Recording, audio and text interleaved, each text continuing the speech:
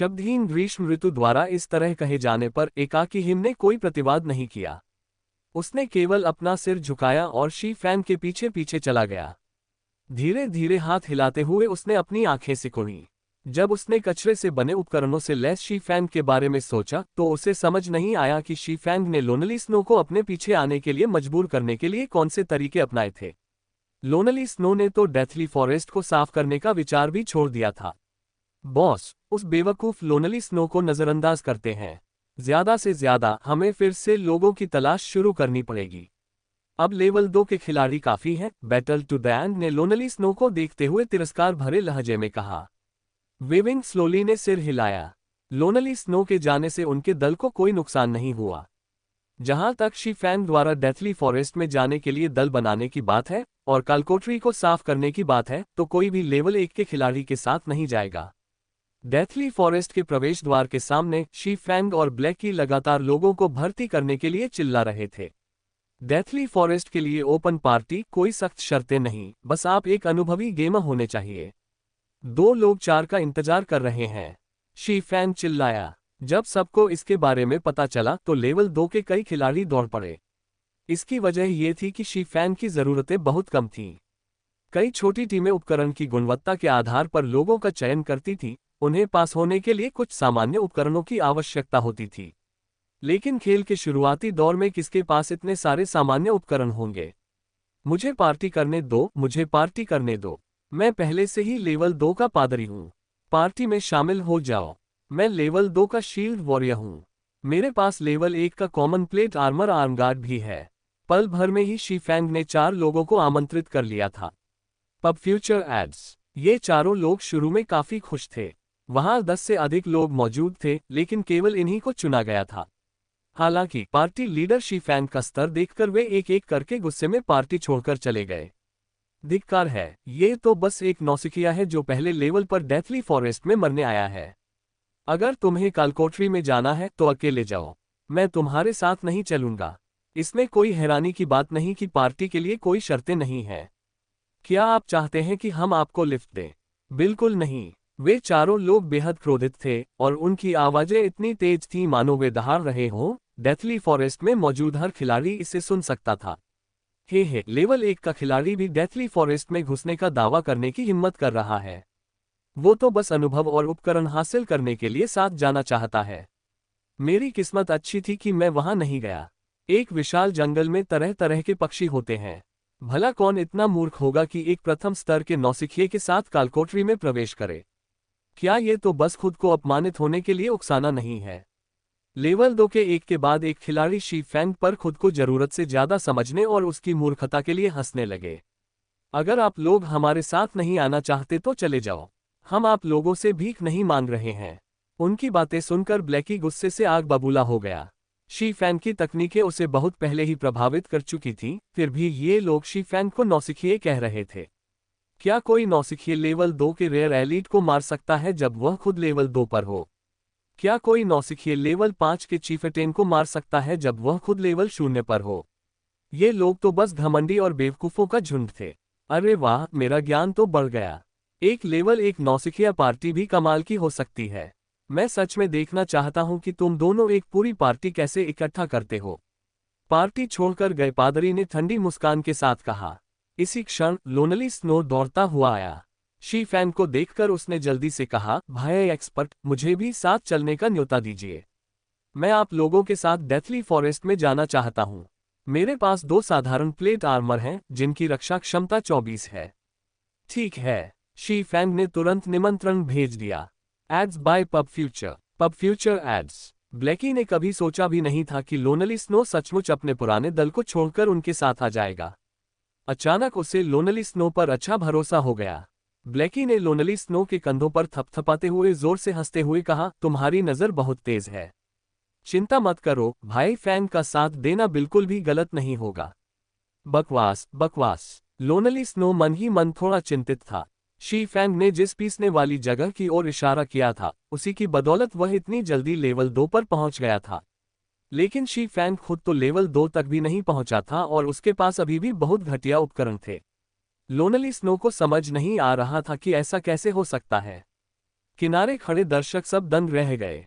सच में कोई ऐसा भी था जो लेवल 1 के नौसिखिए के साथ कालकोठरी में प्रवेश कर रहा था, और वो भी बढ़िया उपकरण के साथ।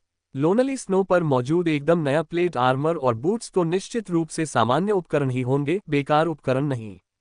हालांकि लोनली स्नो दल में शामिल हो गया था, लेकिन शी-फैंग द्वारा 10 मिनट से अधिक समय तक खिलाड़ियों को भर्ती करने के बावजूद एक भी खिलाड़ी उनके साथ नहीं जुड़ा। केवल 3 खिलाड़ियों के साथ कालकोठरी में प्रवेश करना और उसे पार करना असंभव था। इसी क्षण वेविंग स्लोली बट श्योरली नामक गीत ने लोगों के एक समूह को आकर्षित किया। हे भाई, विशेषज्ञ ने अभी तक किसी को पार्टी में नहीं बुलाया। हमने पहले ही 3 और ताकतवर सदस्यों को आमंत्रित कर लिया है। उन सभी के पास कम से कम 2 या 3 लेवल 1 के सामान्य उपकरण हैं। अनंत ग्रीष्म रात्रि के पुजारी ने शी-फैंग का मजाक उड़ाते हुए कहा।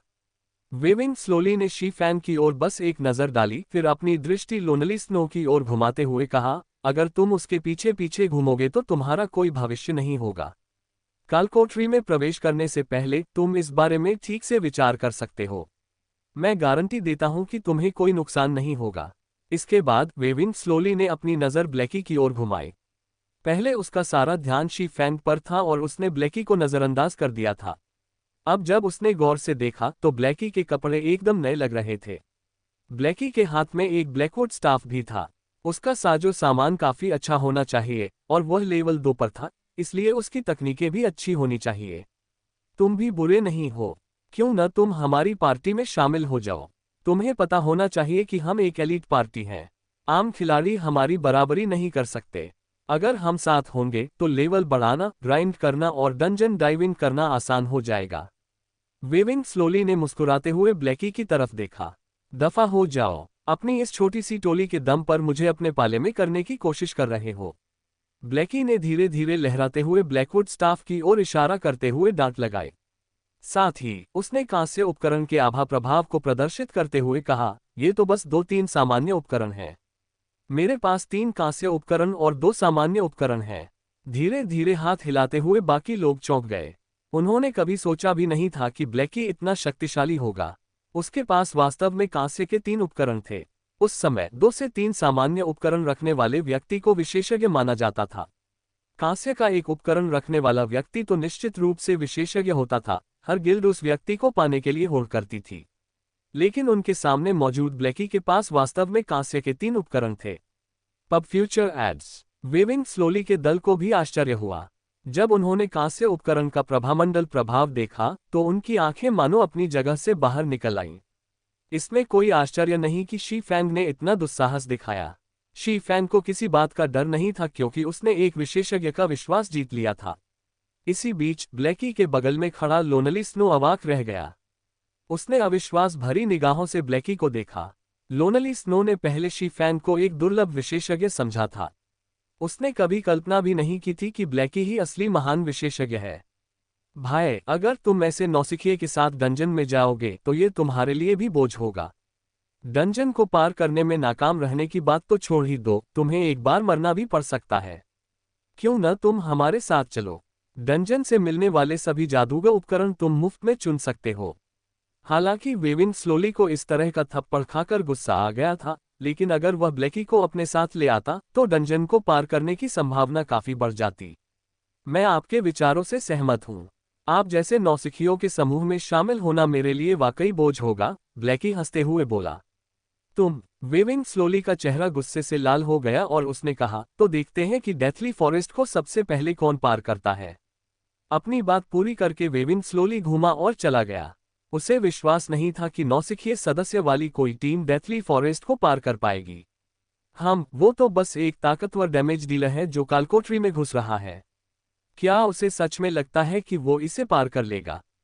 वर्डले समर ने ईर्ष्या से बुदबुदाया। ठीक है, हम सब अनुभवी गेमर हैं। डंजन डाइविंग में हम उनसे कहीं ज्यादा माहिर हैं, शील्ड वॉरियर ने अपने होंठ सिकुड़े। वेविंग स्लोली के दल के चले जाने के बाद शी-फैंग के दल में शामिल होने के लिए आवेदन करने वाले लोगों की संख्या में भी अचानक वृद्धि हो गई थी। इस तरह का प्रभाव मुख्य रूप से ब्लैकी द्वारा पहने गए उपकरणों के कारण हुआ था। उस दौर में कांस्य उपकरण किसी विशेषज्ञ की कुशलता का प्रमाण थे। भले ही दल का नेता नौसिखिया ही क्यों न हो, 3 कांस्य उपकरणों से लैस विशेषज्ञ को 2 लोगों के बराबर शक्तिशाली माना जा सकता था। ऐसे विशेषज्ञ का होना एक औसत दल की तुलना में कहीं अधिक फायदेमंद था। हालांकि इस बार शी फैंग यूं ही लोगों को आमंत्रित नहीं कर रहा था, इसके लिए एक निश्चित शर्त थी। इस कदम से शी फैंग की पार्टी छोड़कर चले गए चारों खिलाड़ियों को बेहद पछतावा हुआ। आखिर उन्होंने आवेग में आकर ऐसा कैसे कर दिया। अब शी फैंग उन्हें मौका भी नहीं देगा, भले ही वे शामिल होना चाहें। ठीक उसी समय जब शी फैंग जोशपूर्वक पार्टी सदस्यों की भर्ती कर रहा था, डेथली फॉरेस्ट डंजन के प्रवेश द्वार के दक्षिण पश्चिम भाग में अचानक एक बड़ी हलचल मच गई। कई खिलाड़ी एक के बाद एक दौड़ते हुए आए, सभी के चेहरे पर उत्साह के भाव थे। ऐसा नहीं हो सकता, ऐसी जगह पर मुलाकात। ब्लैकी की दोनों आंखें सीधे आगे की ओर टकटकी लगाए हुए थीं। शी फैंग भी हैरान था। रेड लीफ टाउन जैसी छोटी सी जगह में भी इतनी महत्वपूर्ण हस्ती से मिलना असंभव था। क्या रेड लीफ टाउन कोई ऐसी जगह थी जहां घात लगाए बैठे बाघ और छिपे हुए ड्रैगन रहते थे? बस शी फैंग को इसके बारे में पहले कभी पता नहीं चला था। जैसे जैसे अधिक खिलाड़ी वहां जाने लगे, शी फैंग का इलाका शांत और आरामदायक होता चला गया। भाई फैंग, मुझे कहीं भ्रम तो नहीं हो रहा, या मैं सपना देख रहा हूं? ब्लैकी ने अनिश्चितता से पूछते हुए अपनी आंखें मली। शी फैंग अवाक रह गया। कड़वी मुस्कान के साथ उसने उस 3 सदस्यीय दल की ओर देखा जिसने ये गड़बड़ी पैदा की थी। ये नवोदित महिला कोई साधारण नहीं थी, वह ब्लैकी की आदर्श देवी जेंटल स्नो थी। जेंटल स्नो का शरीर भव्य चांदी के रंग के कवच से ढका हुआ था, जिससे उनका सुडौल और आकर्षक शरीर निखर रहा था। उनकी दिव्य सुंदरता और निर्मल स्वभाव के कारण महिलाओं के साथ साथ पुरुषों का भी दिल उन पर आ जाता था। शी फैंग भी यह मानने से खुद को रोक नहीं पाया कि जेंटल स्नो अब तक देखी गई सबसे खूबसूरत महिला थी, चाहे वह रूप रंग हो, शरीर हो या स्वभाव। कोई भी महिला सेलिब्रिटी उसकी बराबरी नहीं कर सकती थी। जेंटल स्नो के दोनों ओर खड़े 2 लोगों को शी फैंग अच्छी तरह से जानता था। उसने उन्हें पहले भी बड़े समाचार चैनलों पर देखा था।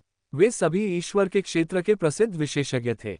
उनमें से एक बेहद खूबसूरत झाओ युएरू भी थी। अगर जेंटल स्नो को परिपूर्ण शरीर और रूप कहा जा सकता है, तो झाओ युएरू का शरीर और रूप बेहद मोहक था। उसकी हर हरकत किसी के भी दिल को मोह लेने वाली थी। उसके लाल रंग के वस्त्र ने उसके शरीर से एक जंगली आकर्षण बिखेर दिया था।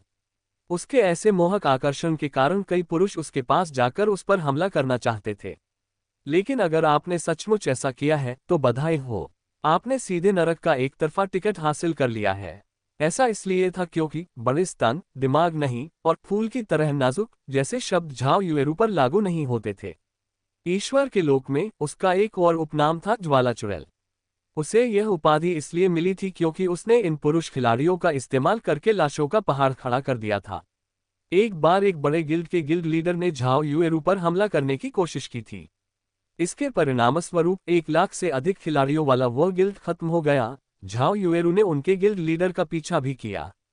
ये घटना तब समाप्त हुई जब उस गिल्ड लीडर को मारकर उसका स्तर शून्य कर दिया गया। तब से झाओ युएरू को ज्वाला चुड़ैल की उपाधि मिल गई। हिम देवी और ज्वाला चुड़ैल की तुलना में उनके साथ खड़ी पुजारिन को साधारण ही कहा जा सकता था। वह न तो बेहद खूबसूरत थी, न ही उसकी तकनीकें बुरी थीं, और वह स्टार मून किंगडम के पुजारियों की अग्रणी सूची में शीर्ष 100 में शामिल थी।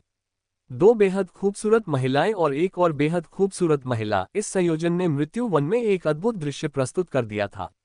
सैकड़ों खिलाड़ी उन्हें घेर कर तीनों महिलाओं से मिलने की कोशिश कर रहे थे। दुर्भाग्य से तीनों खूबसूरत महिलाओं ने उनकी ओर देखा तक नहीं। बहन युएरू, ये लोग तो वाकई डरावने हैं। क्यों न हम वापस जाकर अपना कौशल बढ़ाएं? डरपोक शाओ युए ने फुसफुसाते हुए कहा। हे युए, डरो मत। जेंटल स्नो के यहाँ होने से, चाहे तुम इन घृणित अभद्र पुरुषों को 10 गुना हिम्मत ही क्यों न दे दो, वे यहाँ आने की हिम्मत नहीं करेंगे। झाओ युएरू ने मुस्कुराते हुए और गर्व से अपनी छाती फुलाते हुए कहा। सौम्य स्नो ने जवाब में केवल अपना सिर हिलाया। इन लंपट, अशिष्ट पुरुषों के प्रति उसने दृष्टि तक नहीं डाली। हालांकि एलीट मॉन्स्टर्स से मिलने वाली चीजें बुरी नहीं हैं, लेकिन डेथली फॉरेस्ट में स्किल बुक्स मिलने की दर ज्यादा है। अगर हम कुछ और स्किल बुक्स हासिल करने के लिए मेहनत नहीं करेंगे, तो भविष्य में हमारा लेवल बहुत धीरे धीरे बढ़ेगा, जेंटल स्नो ने धीरे से कहा। झाओ युएरू ने सहमति में सिर हिलाया। हालांकि उन तीनों ने कई एलीट मॉन्स्टर्स को मार गिराया था, लेकिन उनसे मिलने वाली स्किल बुक्स की संख्या बहुत कम थी। अब तक उन तीनों ने 3 स्किल्स भी नहीं सीखी थीं। इससे उनकी ताकत का सही इस्तेमाल और ग्राइंडिंग की क्षमता पर वाकई असर पड़ रहा था। डेथली फॉरेस्ट के लिए एक प्रभावी टीम, हीलर और एमटी की तलाश है। 3 लोग 3 का इंतजार कर रहे हैं। कुछ देर देखने के बाद शी फैंग चिल्लाता रहा। हालांकि जेंटल स्नो और झाओ युएरू वाकई आकर्षक थी, लेकिन शी फैंग अब बच्चा नहीं था। उसने बहुत सी सुंदरियां देखी थीं, खासकर शैडो का कप्तान बनने के बाद कई सुंदरियां शी फैंग पर मोहित हो जाती थीं। जेंटल स्नो और झाओ युएरू की बात करें तो उन्हें निहारना ही काफी था। ऐसी सुंदरियों के बारे में शी फैंग सोच भी नहीं सकता था। उसका मुख्य लक्ष्य अभी काम पर लग जाना था। हालांकि शी फैंग के चिल्लाने का कोई जवाब नहीं मिला। किसी भी खिलाड़ी ने उसकी तरफ देखा तक नहीं। सभी जेंटल स्नो के 3 लोगों के समूह को घूर रहे थे और उन पर ललचा रहे थे। यहां तक कि ब्लैकी भी अपवाद नहीं था। घूरते घूरते उसकी आंखें मानो अपनी जगह से बाहर निकल आई थीं।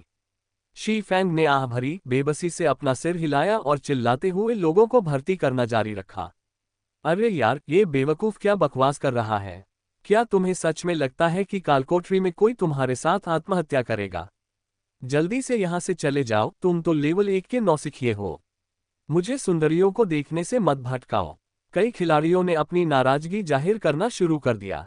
2 बेहद खूबसूरत लड़कियां पहले ही आ चुकी थीं, लेकिन शी फैंग उनके करीब जाने की बजाय यहां शोर मचा रहा था। अगर वो खूबसूरत लड़कियां डरकर भाग गईं तो क्या होगा? वह व्यक्ति तो दिलचस्प है। वह वाकई इतने सारे लोगों की दुश्मनी मोल ले सकता है। क्या उसने पहले कभी कोई अनैतिक काम किया है? शियाओ युए ने अर्धचंद्राकार मुस्कान बिखेरी और खिलखिलाते हुए शी फैंग की ओर इशारा किया। Ads by pub future. Pub future ads. Zhao Yueru ने भी अपनी नजरें उस ओर घुमाईं। उसे शी फैंग में कुछ भी खास नहीं लगा। उसके कपड़े भी फटे पुराने थे। झाओ युएरू को लगा कि शी फैंग सिर्फ भीड़ का ध्यान खींचने की कोशिश कर रहा है। उसने अचानक तिरस्कार से कहा, वह जरूर हमारा ध्यान खींचने के लिए ऐसा कर रहा है। चलो उसे छोड़ देते हैं और जल्दी से 3 लोगों का दल बनाकर कालकोठरी में चलते हैं। उनका ध्यान आकर्षित करने की कोशिश करने वाले पुरुषों की संख्या बहुत अधिक थी। झाओ युएरू ने पहले भी इन पुरुषों द्वारा इस्तेमाल किए गए कई तरीके देखे थे, और शी फैंग का तरीका कोई दुर्लभ बात नहीं थी, बल्कि पुराना हो चुका था। जेंटल स्नो ने कोई राय नहीं दी, बस शी फैंग को देखती रही। उसे शी फैंग से एक अजीब सी अनुभूति हुई। ये किसी छिपी हुई तलवार की आत्मा थी। जेंटल स्नो को शी फैंग की कमर पर लटके अग्नि छड़ी को लेकर विशेष चिंता थी। जेंटल स्नो, तुम्हें क्या हुआ? झाओ युएरू ने उत्सुकता से जेंटल स्नो की ओर देखा। उसे समझ नहीं आ रहा था कि जेंटल स्नो इतने साधारण दिखने वाले शी फैंग को क्यों घूर रही है। कुछ नहीं, शायद ये सिर्फ मेरी कल्पना है। हमें जल्दी से कुछ लोगों को कालकोठरी में जाने के लिए भर्ती करना चाहिए। जेंटल स्नो ने अपना सिर हिलाया। अब वह शी फैंग की कमर पर रखे अग्नि छड़ी की ओर नहीं देख रही थी। असल में शी फैंग के दल को पहले से ही लोगों की भर्ती में दिक्कत आ रही थी। लेकिन झाओ युएरू के एक वाक्य की वजह से शी फैंग के दल पर किसी और ने ध्यान नहीं दिया, भले ही उनके दल में एक विशेषज्ञ मौजूद था। झाओ युएरू के सामने सैकड़ों खिलाड़ियों की कतार देखकर शी फैंग ने अपनी बेबसी जाहिर की। तीनों महिलाओं का आगमन वाकई गलत समय पर हुआ था। भाई फैंग, क्यों ना हम भी वहां चले? ब्लैकी ने बेशर्मी से सुझाव दिया। दफा हो जाओ, मुझे समझते क्या हो? शी फैंग ने ब्लैकी पर अपनी आंखें घुमाईं। ये बंदा हद से ज्यादा बेशर्म था, प्यार मिलने पर दोस्ती को भूल गया। इसके विपरीत लोनली स्नो बेहतर था। वह सचमुच ईमानदार आदमी था। शुरुआत में लोनली स्नो ने बस कुछ नजरें डाली, लेकिन कुछ तारीफें करने के बाद रुक गया। उसने शी फैंग को अपने साथ लोगों को भर्ती करने में भी मदद की थी। शी फैंग की डांट के बाद ब्लैकी दोबारा बोलने की हिम्मत नहीं कर पाया। वह कतार में खड़े खिलाड़ियों को ईर्ष्या से चुपचाप देखता रहा। 10 मिनट से भी ज्यादा समय बीत चुका था। शी फैंग ने एक भी व्यक्ति को भर्ती नहीं किया था। इसी तरह जेंटल स्नो की पार्टी ने भी एक भी व्यक्ति को भर्ती नहीं किया था। हालांकि शी फैंग के मामले में इसका कारण ये था कि कोई भी उनकी पार्टी में शामिल होने के लिए नहीं आया था। वहीं जेंटल स्नो की पार्टी के मामले में इसका कारण ये था कि जो खिलाड़ी शामिल होना चाहते थे वे उनकी अपेक्षाओं पर खरे नहीं उतरे। एक पार्टी स्वर्ग में थी तो दूसरी धरती पर। शी फैंग के पास अब कोई विकल्प नहीं बचा था। वह इस तरह से समय को और नहीं खींच सकता था, उसका समय कीमती था। भर्ती में वह केवल कुछ अपवाद ही कर सकता था। डेथली फॉरेस्ट के लिए एक कुशल पार्टी। हमारे पास एक विशेषज्ञ है जो पार्टी का नेतृत्व कर रहा है। एक ही प्रयास में स्पष्ट स्तरों की कोई सीमा नहीं। हीलर और डैमेज डीलर की तलाश है। 3 लोग 3 का इंतजार कर रहे हैं। हालांकि शी फैंग के शब्दों ने कई खिलाड़ियों को तिरस्कार भरी नजरों से देखने के लिए मजबूर कर दिया था। अगर आप ध्यान आकर्षित करने की कोशिश भी कर रहे हैं तो भी आपको लोअर लाइन रखनी चाहिए। फिलहाल डंजन से बाहर निकलते ही लेवल 2 के दर्जनों खिलाड़ी मर चुके थे। उन सभी का कहना था कि डेथली फॉरेस्ट को पार करना नामुमकिन है। दूसरी ओर शी फैंग ने कहा कि उसकी टीम में लेवल की कोई सीमा नहीं है। तो क्या वह ये कहना चाह रहा था कि डेथली फॉरेस्ट को पार करने के लिए उसे सिर्फ एक ही व्यक्ति की जरूरत है? क्या यह संभव है? हालांकि शी फैंग की निचली पंक्ति ने फिर भी कुछ खिलाड़ियों का ध्यान आकर्षित किया। कुछ ही क्षणों में लेवल 1 के खिलाड़ियों का एक समूह दौड़कर शामिल होने के लिए आ गया। लेवल 1 के दर्जनों खिलाड़ी दौड़ते हुए आ गए। शी फैंग की टीम के सामने का इलाका भी चहल पहल से भर गया था। यह आदमी वाकई अजीब है। कालकोठरी में प्रवेश करने के लिए वह इतना बेताब है कि वह लेवल 1 के नौसिखियों को भी शामिल करना चाहता है। क्या उसे यह नहीं पता था कि पहले भी एक लेवल 2 की एलीट पार्टी मरने के बाद वापस लौट चुकी है? उसकी परवाह कौन करता है? आखिर नौसिखिए तो नौसिखिए ही होते हैं। हम उनके विचारों को समझ नहीं पाएंगे। लेवल 2 के खिलाड़ियों की लंबी कतार शी फैंग की हरकतों पर एक के बाद एक हंसने लगी। वे सभी शी फैंग को मजाक बनते देखना चाहते थे। ये लोग वाकई दिलचस्प हैं। मुझे तो डेथली फॉरेस्ट को पार करने का भी ज्यादा भरोसा नहीं है, फिर भी ये लोग लेवल 1 के खिलाड़ियों के एक समूह के साथ इसे पार करना चाहते हैं। झाओ युएरू के होंठ हल्के से ऊपर उठे और शी फैंग की ओर देखते हुए उनके चेहरे पर एक जोशीली मुस्कान आ गई। उनकी आवाज में उपहास और तिरस्कार का भाव झलक रहा था। जेंटल स्नो ने भी दूर से शी फैंग की ओर एक नजर डाली। शी फैंग का स्वभाव शांत और आत्मविश्वासी था। हंसी उड़ाए जाने पर भी वह क्रोधित नहीं हुआ। उसकी हर हरकत बेहद परिपक्व थी, ठीक वैसे ही जैसे उसने पहले गॉड्स डोमेन के विशेषज्ञों को देखा था। हालांकि उसे समझ नहीं आ रहा था कि शी फैंग का आत्मविश्वास कहां से आया। Deathly forest red leaf town का पहला डंजन था और गॉड्स डोमेन में किसी डंजन से सबका पहला सामना था। उनकी मुश्किलें बिल्कुल अनजानी थीं। यहां तक कि गिल्ड की एलीट पार्टियां भी डंजन में प्रवेश करने से पहले अपने सदस्यों का सावधानीपूर्वक चयन करती थीं। दूसरी ओर शी फैंग को जरा भी परवाह नहीं थी, मानो सिर्फ 6 खिलाड़ियों का इकट्ठा होना ही काफी हो। शायद मैं जरूरत से ज्यादा सोच रही हूं। वो तो बस लेवल 1 का खिलाड़ी है, तो डेथली फॉरेस्ट कैसे पार कर सकता है? जेंटल स्नो ने अपने खूबसूरत बालों को सहलाया। उसका मन अब शी फैंग की अजीब हरकतों के बारे में नहीं सोच रहा था। उसने अपने हाथ पर दिख रही खिलाड़ी की जानकारी देखी। Level 2 summoner, magic attack 28, HP 150, defence 8, movement speed 4। असफल। अगला। इसके बाद एक और शाप करता आगे आया। उस व्यक्ति ने तनाव में आकर अपनी शक्तियों को हिम देवी कोमल हिम को अर्पित किया। दूसरी ओर शी फैंग भी खिलाड़ियों के आंकड़ों को देख रहा था। हालांकि उनकी कोई निचली सीमा नहीं थी, लेकिन उनकी एक न्यूनतम सीमा जरूर थी।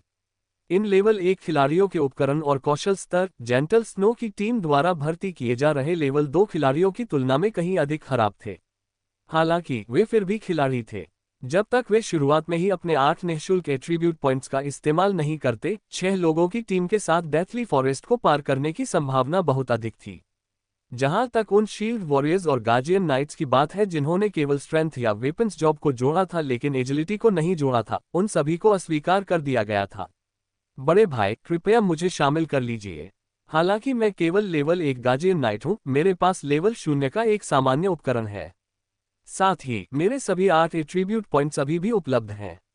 मैं आपकी आवश्यकताओं के अनुसार उन्हें पूरी तरह से जोड़ सकता हूं। कोला नाम के एक युवक ने आशा भरी आंखों से विनती की। शी फैंग थोड़ा हैरान था। बिना कोई एट्रीब्यूट पॉइंट जोड़े एक गार्जियन नाइट लेवल 1 तक पहुंच सकता है। यह एक अद्भुत उपलब्धि थी। ये तो सबको पता ही होगा कि गार्जियन नाइट्स का अटैक बहुत कम होता है, जिससे राक्षसों को मारना मुश्किल हो जाता है। आमतौर पर वे राक्षसों को मारने के लिए समूह बनाते हैं। ग्राइंडिंग की गति बढ़ाने के लिए वे स्ट्रेंथ में कुछ पॉइंट जोड़ते हैं। अन्यथा लेवल अप होने में बहुत समय लगता है। Guardian night Cola Cola Cola. जब शी फैंग ने कोला का चेहरा और उसका लंबा चौड़ा और गठीला शरीर देखा तो उसे कुछ जाना पहचाना सा लगा। अचानक वह गहरी सोच में डूब गया, मानो उसकी यादों में ऐसा कोई व्यक्ति मौजूद हो। बिल्कुल सही, ये टायरेंट बेयर है। शी फैंग को याद आ गया, टायरेंट बेयर का नाम कोला था। टायरेंट बेयर प्रथम श्रेणी के गिल्ड ब्रिलियंट टॉस का मुख्य माउंटेन ट्रेनर था। गॉड्स डोमेन के शुरुआती दौर में टायरेंट बेयर लगातार असफल रहा। उसे तो तीसरे दर्जे के गिल्ड हेवंस क्राउन से भी निकाल दिया गया था।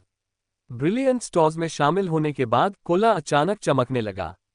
वह एक सामान्य पार्टी के माउंटेन ट्रेनर से गिल्ड के शीर्ष कुलीन पार्टी के माउंटेन ट्रेनर बन गया। स्टार मून किंगडम के गार्जियन नाइट लीडरबोर्ड में उसकी 15वीं रैंक थी। कोला अपनी आक्रमण और बचाव दोनों क्षमताओं के लिए जाना जाता था।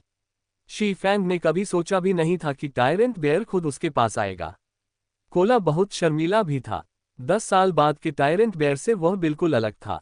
अचानक शी फैंग को एक विचार आया। फिलहाल टायरेंट बेयर अभी तक हेवन क्राउन में शामिल नहीं हुआ था, ब्रिलियंट स्टॉर्स की तो बात ही छोड़िए। अगर शी फैंग कोला को अपने साथ मिला ले और उसे अपना एमटी बना ले, तो भविष्य में डंजन डाइविंग करना कितना आसान हो जाएगा। बड़े भाई, मैं आपको विश्वास दिलाता हूं कि कालकोठरी के अंदर मैं आपके आदेशों का पूरी तरह पालन करूंगा। कृपया इस बात को यही समाप्त मान लें। कोला के स्वर में विनती का भाव झलक रहा था। शी फैंग को लगभग हंसी आ ही गई थी। महान अत्याचारी भालू कालकोठरी में पद पाने के लिए इतनी धीमी आवाज में बात करेगा। लेकिन शी फैंग ने खुद को रोक लिया। यहां आए सभी लेवल 1 के खिलाड़ियों को अपनी किस्मत पर भरोसा था। लेवल 2 के खिलाड़ियों के साथ डेथली फॉरेस्ट में प्रवेश करने वाले अन्य दल पहले से ही कमजोर थे। उनके जैसे लेवल 1 के खिलाड़ियों की तो बात ही छोड़िए। अगर वे एक बार डेथली फॉरेस्ट में प्रवेश कर पाते और सौभाग्य से 1-2 उपकरण हासिल कर लेते, तो यह उनके भविष्य के विकास में बहुत मददगार साबित होता। उस समय किसी बड़े गिल्ड में शामिल होना बहुत आसान हो जाता। ठीक है, मैं तुम्हें शामिल कर लेता हूं। शी फैंग का चेहरा गंभीर हो गया और उसने कहा, लेकिन तुम्हें यह पता होना चाहिए कि तुम्हारे जैसे लेवल 1 के नौसिखिए को डेथली फॉरेस्ट में लाना आसान नहीं है। मैं तुम्हें यूं ही डेथली फॉरेस्ट से पार नहीं करा सकता और फिर उपकरण मिलने के बाद तुम किसी और एलीट पार्टी में शामिल हो जाओ। क्या मैं व्यर्थ ही मेहनत नहीं कर रहा हूंगा? जब शी फैंग ने अपना भाषण समाप्त किया, तो कई लेवल 1 खिलाड़ियों ने अचानक तिरस्कार भरी निगाहों से उसकी ओर देखा। क्या तुम भी लेवल 1 के नौसिखिया नहीं थे? हालांकि शी फैंग को इन लोगों की भावनाओं की परवाह नहीं थी। उन्होंने आगे कहा, मैं एक स्थिर दल बनाना चाहता हूं। भले ही हमें सदस्यों की आवश्यकता हो, स्थिरता हमारी प्राथमिकता होगी। यदि आप कालकोठरी में प्रवेश करना चाहते हैं, तो आपको दीर्घकालिक योजना के लिए तैयार रहना होगा। जब मैं आपको कालकोठरी में प्रवेश के लिए बुलाऊंगा, तो आपको अवश्य आना होगा। आप अन्य कामों के बहाने मना नहीं कर सकते। तो आपका क्या विकल्प होगा? जब अन्य खिलाड़ियों ने शी फैंग को ऐसा कहते सुना, तो वे अचानक चुप हो गए। शी फैंग का इरादा बिल्कुल स्पष्ट था। अगर आप पार्टी में शामिल होना चाहते हैं, तो आप भविष्य में किसी अन्य पार्टी में शामिल नहीं हो पाएंगे। गिल्ड में शामिल होने की तो बात ही छोड़ दीजिए।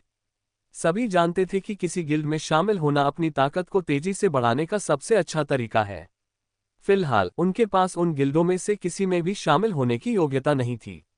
इसलिए वे यहां अपनी किस्मत आजमाने आए थे, इस उम्मीद में कि उन्हें 1 या 2 उपकरण मिल जाएंगे। शायद बाद में वे उन गिल्डों में शामिल भी हो सकें।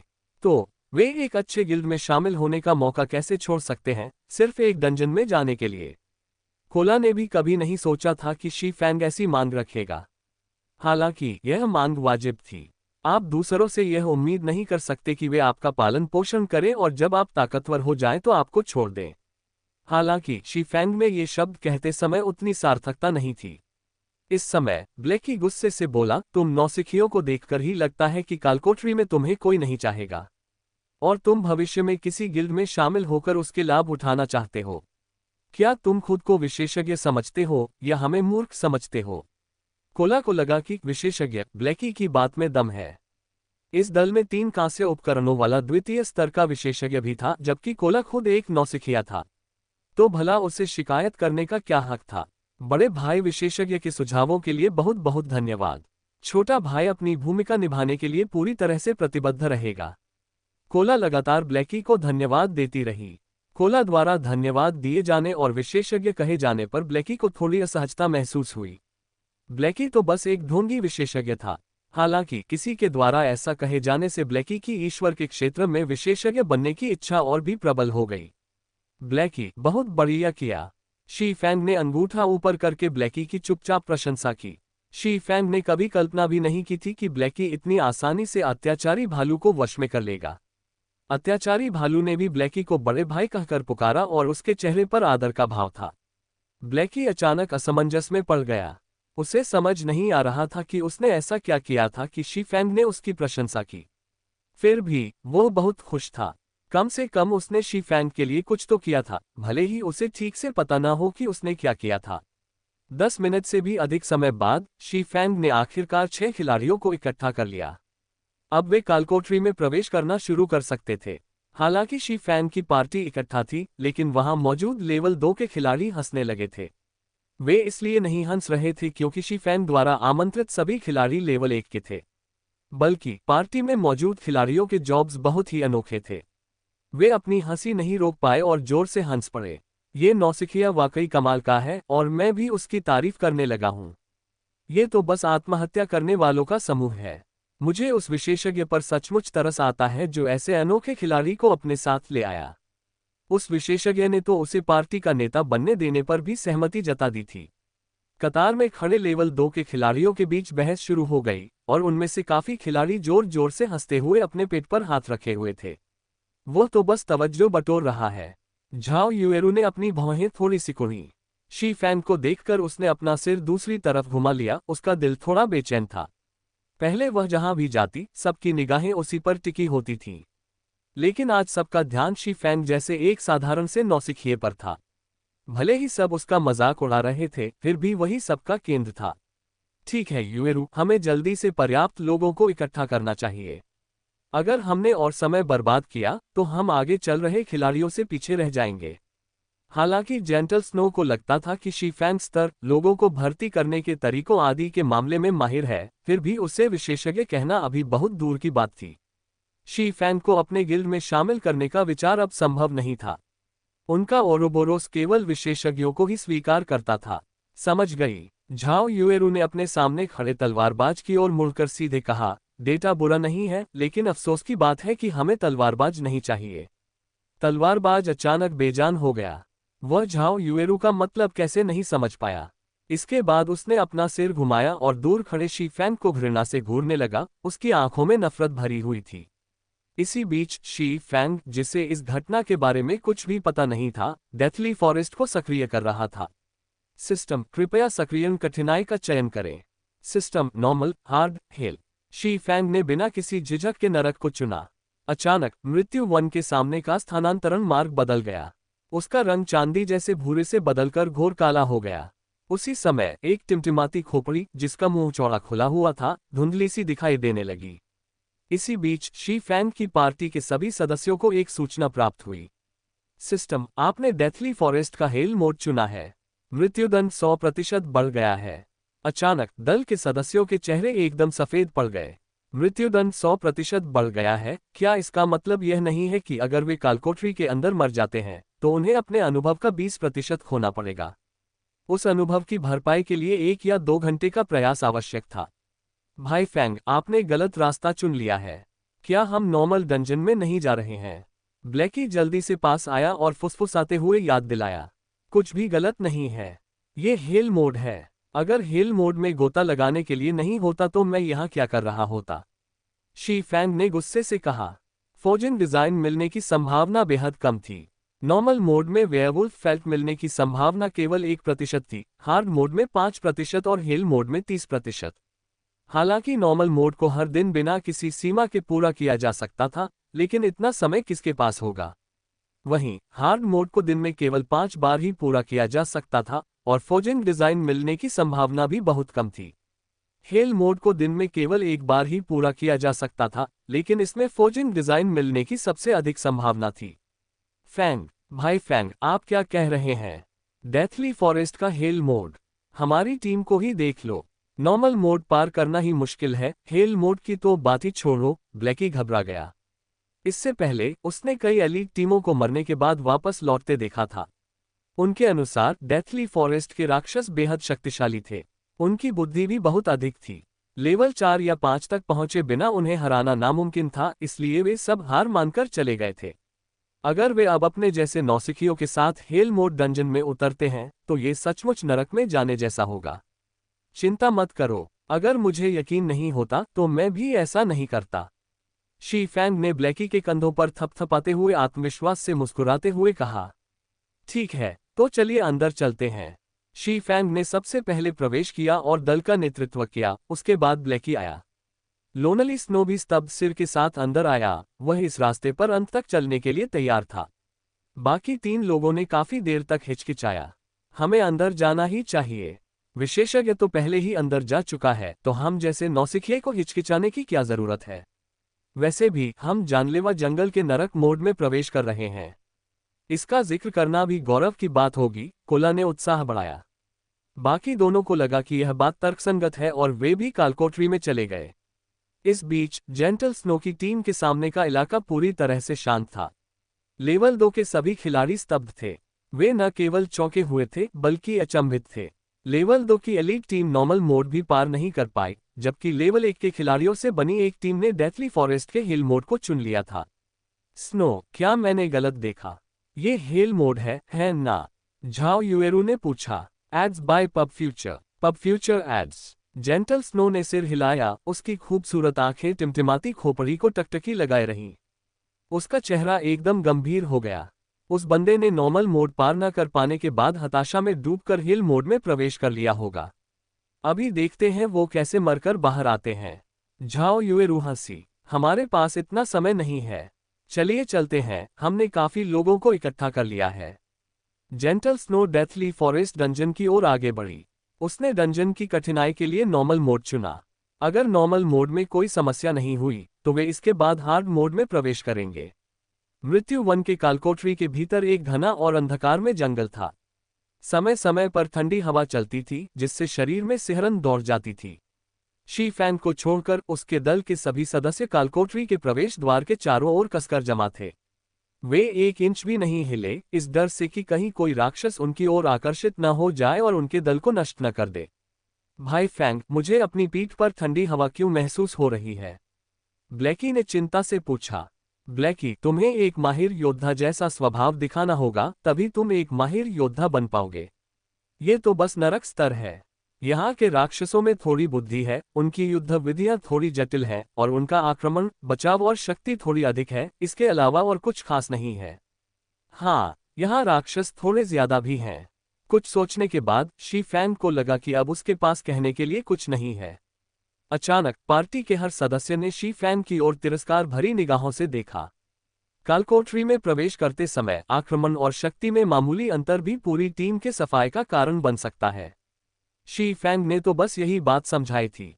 वैसे थोड़ी सी अधिक बुद्धि से उसका क्या मतलब था? उन्होंने पहले भी ईश्वर के क्षेत्र में राक्षसों से लड़ाई लड़ी थी और अनुभव किया था कि जिन राक्षसों की बुद्धि थोड़ी अधिक होती है, उनके आक्रमण और शक्ति समान होने पर भी उनकी ताकत 1 या 2 गुना बढ़ जाती है। ठीक है, इन छोटी छोटी बातों पर ध्यान देना बंद करो। मैं अभी इस कालकोठरी को जीतने की रणनीति समझाऊंगा, इसलिए तुम सब ध्यान से सुनो। अगर तुमने बात नहीं मानी तो तुम्हारी जान खतरे में पड़ जाएगी। शी फैंग ने हाथ हिलाते हुए कालकोठरी को जीतने की रणनीति समझाना शुरू किया। अचानक अंधेरे और उदास जंगल से एक तेज हवा चली, जिससे पेड़ बेतहाशा हिलने लगे। आओ आओ आओ। तेज हवा के बाद एक भयंकर गर्जना हुई जो पूरे मृत्युवन में गूंज उठी। अनगिनत पक्षी भयभीत होकर आकाश में उड़ गए। ब्लैकी और बाकी लोग ऐसे प्रभावशाली व्यक्तित्व को देखकर स्तब्ध रह गए। वे लगभग 20 वर्ष की आयु के युवक थे। उन्होंने कभी कोई बड़ी कठिनाई नहीं झेली थी और न ही जीवन मरण की स्थितियों का सामना किया था। ये पहली बार था जब उन्होंने इतनी भयानक दहाड़ सुनी थी। जंगल में बाघ की सामान्य दहाड़ की तुलना में ये दहाड़ कहीं अधिक भयावह थी। हमें इसी बात पर ध्यान देना चाहिए, शी फैंग ने इस समय शांत भाव से कहा। हेल मोड और हार्ड मोड के बीच सबसे बड़ा अंतर यही दहाड़ थी। हालांकि इसका कोई विशिष्ट नाम नहीं था, लेकिन शी फैंग के पिछले जीवन के खिलाड़ियों ने इसे नरक की गर्जना का नाम दिया था। शी फैंग के शब्दों ने अन्य सदस्यों को भ्रमित कर दिया। क्या वह सिर्फ एक गर्जना नहीं थी? ध्यान देने लायक क्या था?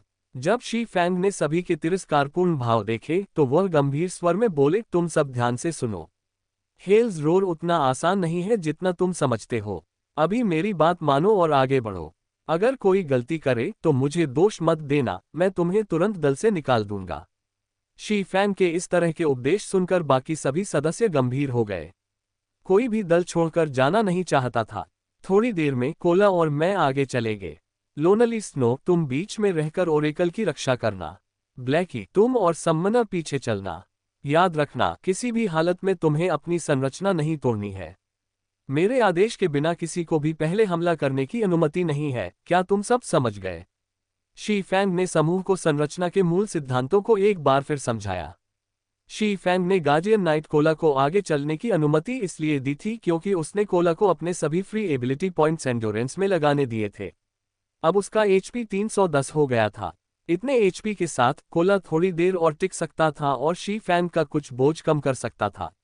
भगवान के क्षेत्र में मौजूद कालकोठरियां अन्य वर्चुअल रियलिटी गेम्स की कालकोठरियों से बिल्कुल अलग थीं। कालकोठरियों के भीतर स्वतंत्रता का स्तर बहुत ऊंचा था और वे स्वयं भी बहुत विशाल थीं। कई खिलाड़ी समूह तो घंटों तक कालकोठरी में भटकते रहे लेकिन उन्हें एक भी बॉस नहीं मिला। हालांकि मृत्यु वन उतना विशाल नहीं था, फिर भी उस अंधेरे और अंधकार में जंगल में खो जाना संभव था। अगर कोई खो जाए तो शी फैंग सिर्फ हे कहना चाहता था। डेथली फॉरेस्ट का सबसे डरावना पहलू ये था कि जंगल में प्रवेश करने के बाद खिलाड़ी रास्ता भटक सकते थे। अंततः खिलाड़ी रहस्यमय तरीके से एक के बाद एक मरते चले जाते थे। शी फैंग के पिछले जीवन में अनगिनत खिलाड़ी जंगल में गए थे और बिना किसी राक्षस का सामना किए बार बार इसी तरह मरते रहे। अगर उनकी किस्मत अच्छी होती और उनका सामना किसी राक्षस से हो जाता तो उनकी पूरी टीम खत्म हो जाती। कई गिल्ड विशेषज्ञों द्वारा इसे करने के बाद ही सभी को डेथली फॉरेस्ट की भयावहता का एहसास हुआ। उन्होंने स्वीकार किया कि यह एक भयानक कालकोठरी थी जिसे लेवल 5 तक पहुंचे बिना पार करना असंभव था। जब शैडो गिल्ड लेवल 5 पर पहुंचा तो उन्होंने डेथली फॉरेस्ट में रास्तों की खोजबीन करने के लिए सैकड़ों खिलाड़ियों को संगठित किया। डेथली फॉरेस्ट के नक्शे को स्पष्ट रूप से समझने के लिए उन्होंने सैकड़ों जिंदगियां कुर्बान की। संपूर्ण डेथली फॉरेस्ट में 36 रास्ते थे। हालांकि उनमें से केवल 3 ही पहले बॉस विली तक ले जाते थे। इन तीनों रास्तों पर कई खिलाड़ियों की जानें जा चुकी थीं। इनमें से 2 रास्ते बेहद खतरनाक थे। पर्याप्त शक्ति के बिना मृत्यु ही एकमात्र परिणाम होता। केवल एक ही रास्ता ऐसा था जिस पर बहुत कम राक्षस थे। शी फैंग के नेतृत्व में सभी लोग जंगल में चले गए। जंगल में प्रवेश करते ही सभी ने पाया कि जंगल में बहुत सारे रास्ते थे। उन्हें नहीं पता था कि सही रास्ता कौन सा है।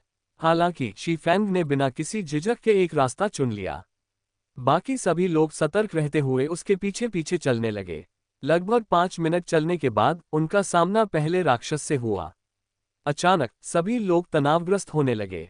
जल्दबाजी में कोई काम मत करो, मेरी बात मानो, शी फैंग ने जोर से चिल्लाकर कहा। उनके सामने केवल एक level 2 elite monster night rabbit था। हालांकि कालकोठरी की मजबूती के कारण इसके आक्रमण, रक्षा और एचपी में काफी वृद्धि हुई थी। इसका एचपी बढ़कर 700 अंक हो गया था। कोला, तुम राक्षस को यहां बुलाओ। ओरेकल, उपचार पर ध्यान दो। बाकी सब मेरे आदेश के बिना हमला शुरू मत करना, शी फैंग ने जल्दी से आदेश दिए। गार्जियन नाइट कोला ने घूंट भर लारने ली। वह सावधानी से नाइट रैबिट के हमले की सीमा की ओर बढ़ा। बाकी सभी बेहद घबराए हुए थे। हालांकि यह केवल लेवल 2 का एलीट था, लेकिन वे फिलहाल एक कालकोठरी के हेल मोड में थे। हालांकि सबकी घबराहट व्यर्थ थी। जैसे ही एक व्यक्ति के कद वाले नाइट रैबिट ने कोला को देखा, वह तुरंत उसकी ओर दौड़ पड़ा। कोला ने बड़ी कुशलता से नाइट रैबिट को अपनी ओर आकर्षित कर लिया था। इतना ही नहीं, आकर्षित करते समय वह घबराया भी नहीं। उसने अपने कवच का इस्तेमाल करते हुए नाइट रैबिट के हमलों को रोकते हुए पीछे हटना शुरू कर दिया। हालांकि हर हमला कवच पर लगा, फिर भी नुकसान बहुत भयानक था। सिर्फ एक ही वार से 42 का डैमेज हुआ। जब तक कोला वापस दल के आगे आया, तब तक उसकी हेल्थ 1/3 कम हो चुकी थी। ड्राउजी स्लॉथ नाम के ओरेकल को अच्छी समझ थी। कोला के उसके दायरे में आते ही उसने उसे उपचार देना शुरू कर दिया।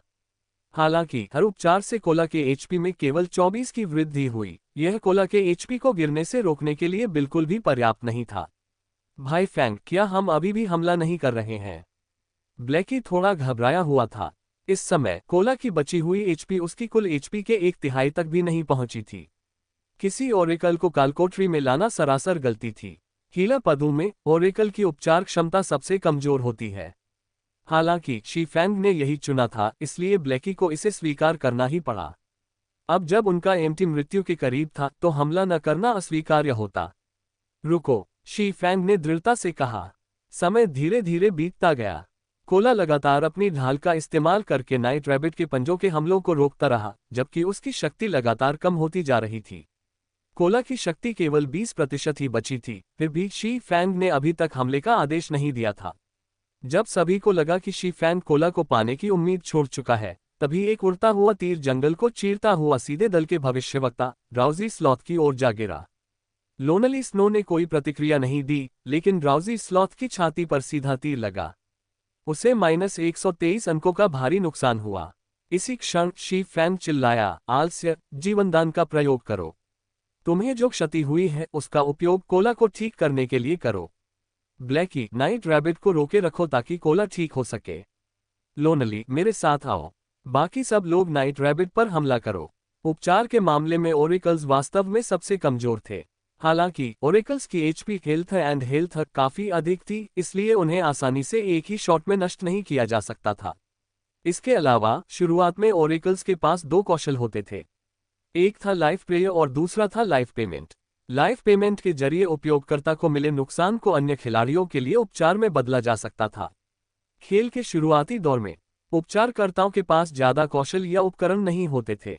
ऐसी स्थिति में डेथली फॉरेस्ट में प्रवेश करते समय ओरेकल्स को अन्य उपचारकर्ताओं की तुलना में अधिक लाभ मिलता था। यही कारण था कि शी फैंग ने ओरेकल के बजाय पुजारी को चुनने का विचार छोड़ दिया था। अपना लेख पूरा करने के बाद शी फैंग जंगल की ओर दौड़ पड़ा। क्या तुम्हें लगता है कि मैं तुम्हें भागने दूंगा? शी फैंग ने ठंडे लहजे में कहा और जंगल में भागती हुई काली परछाई को देखा। Wind blade. शी फैंग एक प्रेत में परिवर्तित हो गया और सीधे आगे बढ़ने लगा। शी फैंग ने नाइट रैबिट पर किसी को हमला करने से इसलिए रोका ताकि कोला को चारा बनाया जा सके। शी फैंग पर्दे के पीछे छिपे गुप्त षड्यंत्रकारियों को बाहर निकालना चाहता था। हालांकि नाइट रैबिट देखने में भयानक लगता था, लेकिन एक एलीट पार्टी बिना किसी परेशानी के एक साथ 2 या 3 नाइट रैबिट का सामना कर सकती थी। हालांकि शी फैंग के पिछले जीवन में एक लेवल 5 एलीट पार्टी के भी पूरी तरह से नष्ट हो जाने का कारण शी फैंग के सामने मौजूद काली परछाई थी। ये काली परछाई नाइट रैबिट को चारा बनाकर खिलाड़ियों को उस पर हमला करने के लिए उकसाती थी। दूसरी ओर ये काली परछाई हीलर्स पर पीछे से हमला करती थी। चूंकि नाइट रैबिट बाकी सभी को व्यस्त रखता था, इसलिए हीलर को बचाना संभव नहीं था। अंत में सभी मारे गए। डेथली फॉरेस्ट के अंदर अगर खिलाड़ी इस दुश्मन से नहीं निपटते तो नतीजा ये होता कि उनकी पूरी टीम खत्म हो जाती। विंड ब्लेड से मिली बढ़ी हुई गति के साथ शी फैंग तेजी से उस काली परछाई के पास पहुंच गया। शी फैंग ने 3 तलवार के वार किए और काली परछाई के आगे बढ़ने का रास्ता रोक दिया।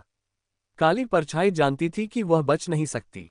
उसने तुरंत पीछे मुड़कर शी फैंग के हमले को रोकने के लिए 2 चाकू निकाल लिए। धत धत धत। अगाध तलवार के साथ शी फैंग की शक्ति भयावह रूप से उच्च थी। उसके हमलों से अंधकार में साया 3 कदम पीछे हट गया और हर कदम पीछे हटने पर उसे -10 से अधिक का नुकसान हुआ। अंत में चंद्रमा की रोशनी में अंधकार में साया प्रकट हुआ। Night ranger special elite level 2 HP 1458-1500। Night ranger को पीछे हटते देख शी फैंग ने उसे मौका दिए बिना तुरंत एबिसल बाइंड का इस्तेमाल किया। 9 गहरे काले रंग की जंजीरें प्रकट हुई और नाइट रेंजर को जकड़ लिया, जिससे वह 3 सेकंड तक हिल नहीं सका और उसकी रक्षा क्षमता 100% कम हो गई। गरजती हुई चमक, काटना, -81, -98, -119 और -124 का नुकसान हुआ। जब दोनों कौशल प्रभावी हुए तो भारी मात्रा में क्षति हुई, जिससे नाइट रेंजर की 1/4 HP कम हो गई। नाइट रेंजर चाहे कितना भी सक्षम क्यों न हो, वह 9 जंजीरों के बंधन से मुक्त नहीं हो सका। वह केवल 3 सेकंड तक चुपचाप मार खाता रहा। शी फैंग ने पूरी ताकत से तलवार के वार बरसाए और नाइट रेंजर की छाती के अहम हिस्से को भेद दिया। जब तक नाइट रेंजर बंधनों से मुक्त हुआ, तब तक उसकी बची हुई HP 700 से भी कम रह गई थी। दुष्ट इंसान। नाइट रेंजर क्रोधित हो उठा। उसने अपनी दोनों तलवारें आंधी की तरह लहराईं और शी फैंग को अपनी चपेट में ले लिया। इसी क्षण लोनली स्नो ने आखिरकार नाइट रेंजर को पकड़ लिया। उसके एक हमले से नाइट रेंजर बेहोश हो गया और साथ ही उसकी आंधी जैसी तेज तलवार टूट गई। शी फैंग ने इस मौके का फायदा उठाते हुए नाइट रेंजर की गर्दन पर वार किया। लोनली स्नो ने नाइट रेंजर पर अपनी बड़ी कुल्हाड़ी भी लहराई। जब तक नाइट रेंजर जागा, उसके पास बहुत कम HP बची थी। नाइट रेंजर ने अचानक अपनी दोनों तलवारें लोनली स्नो की ओर चलाईं, जिससे वह पीछे की ओर उड़ गया और उसे 64 का नुकसान हुआ। नाइट रेंजर ने अपना सिर घुमाकर शी फैंग को घूरा, एक बार फिर अपनी दोनों तलवारें लहराईं और शी फैंग की गर्दन पर क्षैतिज रूप से वार किया। धत। शी फैंग ने अपनी तलवार से पैरी का इस्तेमाल किया।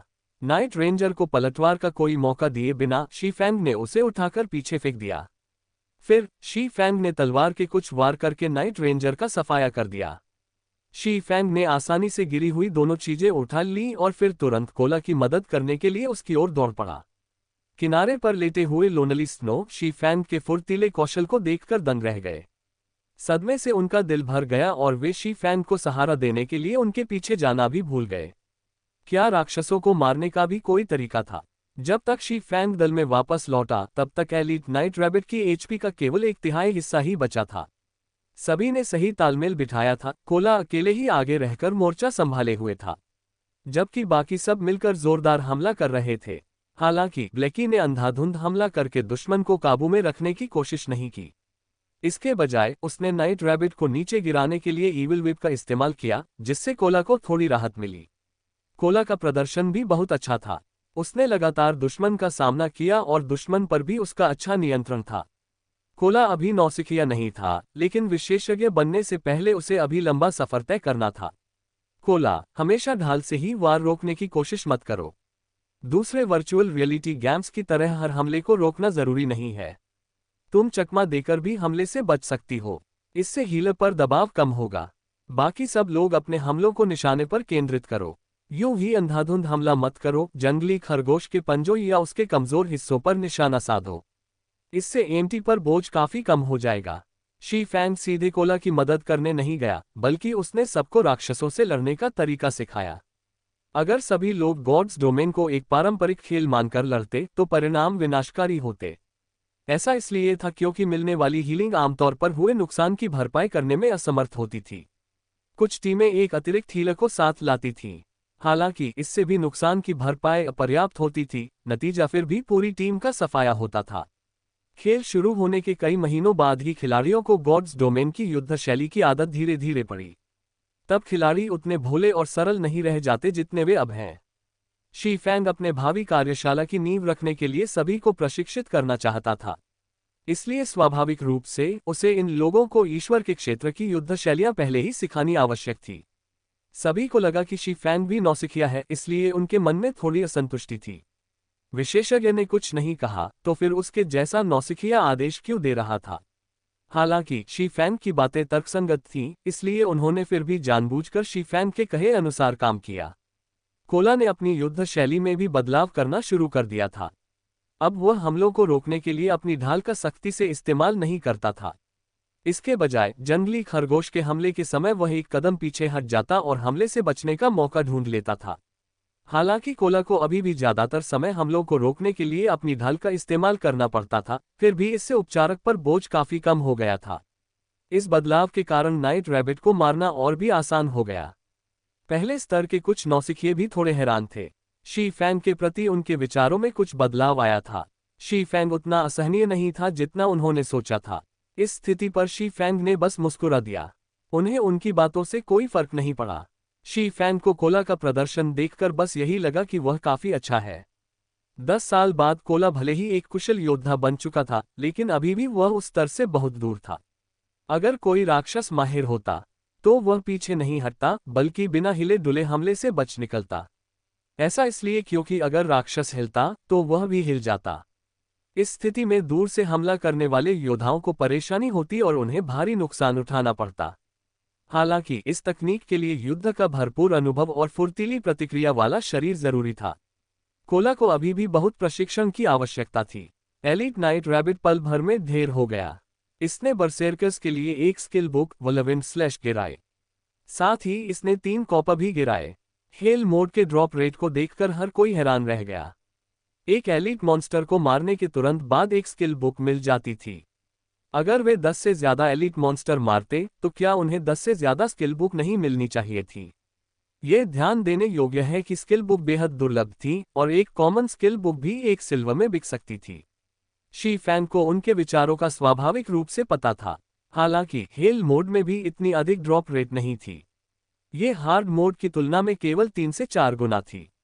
इसके बाद शी फैंग ने वलविन स्लैश को अचंभित लोनली स्नो को दे दिया। फिर उसने कोला को level 1 bronze defensive plate armour दिया। नाइट रेंजर ने कवच गिरा दिया। इन वस्तुओं के साथ दल की शक्ति में थोड़ी वृद्धि हुई। डिफेंसिव प्लेट आर्मर मिलने के बाद कोला का मुंह खुला का खुला रह गया। उसने जल्दी से शी फैंग को इसके लिए धन्यवाद दिया। इस कांस्य प्लेट आर्मर से न केवल कोला की रक्षा क्षमता 14 अंक बढ़ गई थी, बल्कि उसकी एचपी भी 350 अंक हो गई थी। शी फैंग और ब्लैकी को छोड़कर वहां मौजूद हर कोई ईर्ष्या से भरा हुआ था। कांस्य उपकरण एक विशेषज्ञ की पहचान थी। कालकोठरी के बाहर कांस्य उपकरण प्राप्त करना असंभव था, चाहे आप कितनी भी विनती करें। और यह उपकरण अकेले शी फैंग ने प्राप्त किया था। फिर भी शी फैंग ने बिना किसी झिझक के इसे कोला को दे दिया। शी फैंग के प्रति सबकी राय काफी बदल गई।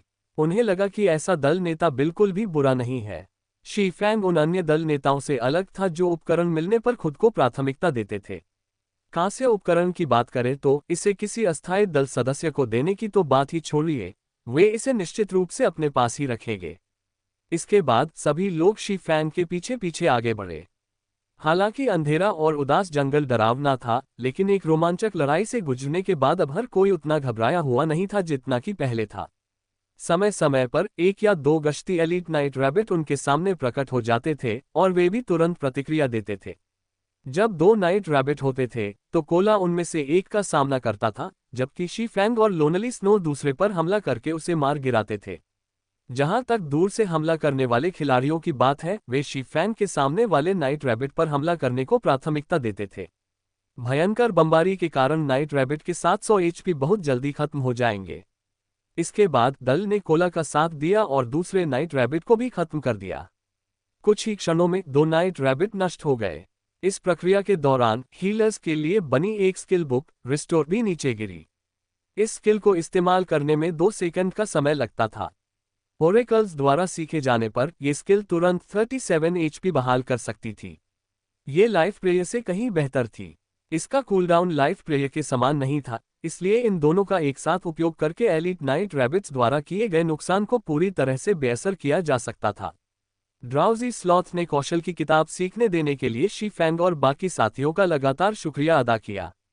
कालकोठरी जीतने के लिए रिस्टोर एक बेहद जरूरी कौशल था। अगर इसे बाहर बेचा जाता तो कम से कम 2 या 3 चांदी के सिक्के मिल सकते थे। कोई बात नहीं, कौशल की किताबें इस्तेमाल करने के लिए ही होती हैं। चलिए आगे बढ़ते हैं, शी फैंग ने मुस्कुराते हुए जवाब दिया। पब फ्यूचर के विज्ञापन। पब फ्यूचर विज्ञापन एओ अटैक स्किल बुक्स के अलावा हीलर क्लास स्किल बुक्स सबसे महंगी और दुर्लभ थीं। हालांकि डेथली फॉरेस्ट एक ऐसा डंजन था जो खिलाड़ियों को गॉड्स डोमेन में अपनी नींव मजबूत करने में मदद करता था। हेल मोड में बुनियादी हीलिंग स्किल्स के मिलने की दर बहुत अधिक थी। शी फैंग ने अपने पिछले जीवन में डेथली फॉरेस्ट के हेल मोड में प्रवेश करने के तुरंत बाद ही 4 हीलिंग स्किल बुक्स प्राप्त कर ली थीं। इसे कोई खास महत्व नहीं दिया गया था। 1 घंटे से अधिक समय बीतने के बाद शी फैंग का दल एक समतल घास के मैदान पर पहुंचा। अंततः उनका सामना कालकोठरी के पहले बॉस से हुआ। विली सरदार पद, स्तर 3, एचपी 6000। विली एक खूंखार रात्रि खरगोश था। उसकी लंबाई 2 आदमियों के बराबर थी और उसके पंजों पर नुकीले स्टील के पंजे लगे थे। ये पंजे ताज़ा खून की दावत उड़ाने में माहिर थे और जो भी इसकी चपेट में आता उसे चीर फाड़कर खून की नदी बहा देते। यह अज्ञात था कि कितने खिलाड़ी इन पंजों के नीचे दर्दनाक मौत मरे थे। विली से थोड़ी ही दूरी पर 7 कुलीन रात्रि खरगोश पहरा दे रहे थे। ये 7 खरगोश एक दूसरे के बहुत करीब थे। जैसे ही उनमें से किसी एक पर हमला होता, बाकी जंगली खरगोश भी तुरंत उसकी ओर दौड़ पड़ते।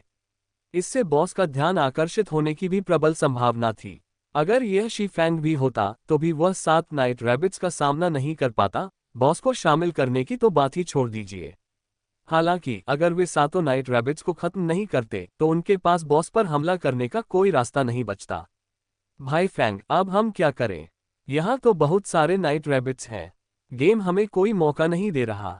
ब्लैकी बहुत चिंतित था। बॉस उनके सामने था, पर सिस्टम ने उनके साथ ऐसा बर्ताव किया था। यह मुश्किल वाकई बहुत बड़ी थी।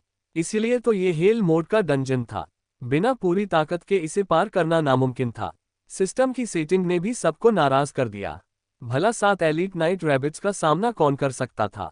यहाँ तक कि लेवल 5 का गार्जियन नाइट भी ऐसा नहीं कर पाता। तुम सब उस चट्टान के पीछे मेरा इंतजार करो। कोला, राक्षस का सामना करने के लिए तैयार हो जाओ। मेरे आदेश के बिना किसी और को हमला करने की अनुमति नहीं है। शीफैंग ने पास की एक बड़ी चट्टान की ओर इशारा किया। शीफैंग स्वाभाविक रूप से जानता था कि यहाँ 7 कुलीन रात्रि खरगोश मौजूद हैं। प्रचारित सामग्री: दुआ लिपा के 12 लुक्स जिन्होंने इंटरनेट पर तहलका मचा दिया। अधिक: 635, 159, 212। द वैम्पायर डायरीज के 9 ऐसे दृश्य जो आपके दिल की धड़कनें तेज कर देंगे। अधिक: 377, 94, 126। शरीर के ये 12 क्षेत्र वैज्ञानिक रूप से आनंद से जुड़े हुए हैं। अधिक: 590, 148, 197। सभी ने शीफैंग के आदेश का बिना किसी प्रश्न के पालन किया। यहां तक पहुंचने के रास्ते में उन्होंने जितने भी राक्षसों को मारा था, उन सभी को मारने में शीफैंग के आदेशों का ही योगदान था। उन्होंने कई नाइट रैबिट्स को मार गिराया था और सभी को 1 या 2 कांस्य उपकरण प्राप्त हुए थे। ब्लैकी के पास तो 5 कांस्य उपकरण थे। उनकी सेना की शक्ति निश्चित रूप से अन्य कुलीन सेनाओं से कहीं अधिक थी। इस उपलब्धि का श्रेय शीफैंग के आदेशों को ही जाता है। शीफैंग 7 नाइट रैबिट से 40 गज की दूरी पर एक जगह पर भाग गया। वह चुपचाप झाड़ियों में छिप गया और नाइट रैबिट्स की हर हरकत पर नजर रखने लगा। सभी समझ गए थे कि शीफैंग राक्षसों को लुभाने की कोशिश कर रहा था। हालांकि 7 रात्रि खरगोश एक दूसरे के बहुत करीब थे। शीफैंग एक तलवारबाज था। उसके पास लंबी दूरी से हमला करने की कोई क्षमता नहीं थी, तो वह राक्षसों को कैसे लुभा सकता था।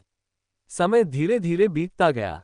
सभी बेहद चिंतित थे। अगर शीफैंग गलती से भी असफल हो जाता तो सब कुछ बर्बाद हो जाता। हालांकि शीफैंग शांत था। वह दूर उड़ते हुए नाइट रैबिट्स को देखता रहा और जरा भी नहीं हिला। इसी क्षण एक ठंडी हवा चली। पेड़ पर गिरा एक सूखा पत्ता उड़कर दूर जा गिरा। रात के खरगोश की ओर गिरते हुए सूखे पत्ते को देखकर शीफैंग ने अपने पास पड़ा एक छोटा पत्थर उठाया। धीरे से उसने पत्थर को उसकी ओर फेंक दिया। पत्थर जिस दिशा में उड़ा, वह बॉस के सबसे करीब मौजूद नाइट रैबिट की ओर था। हमारा काम खत्म हो गया है। सभी को पता था कि इसका परिणाम क्या होगा। निश्चित रूप से एक बॉस और 7 नाइट रैबिट्स मिलकर उनकी ओर दौड़ेंगे और उन्हें रक्त-बलि में बदल देंगे।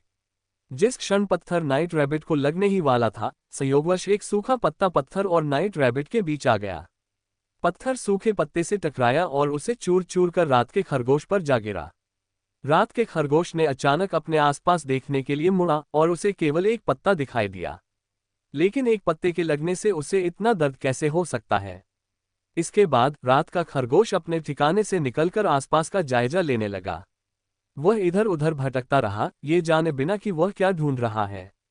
अनजाने में ही वह अपने ठिकाने से 20 गज से अधिक दूर चला गया था और वह लगातार दूर बढ़ता जा रहा था। अत्यंत दिव्य, लोनली स्नो ने विस्मयबोध से कहा। उसकी आंखें मानो अपनी जगह से बाहर निकल आई थीं। बाकी सबने भी चुपचाप सिर हिला दिया।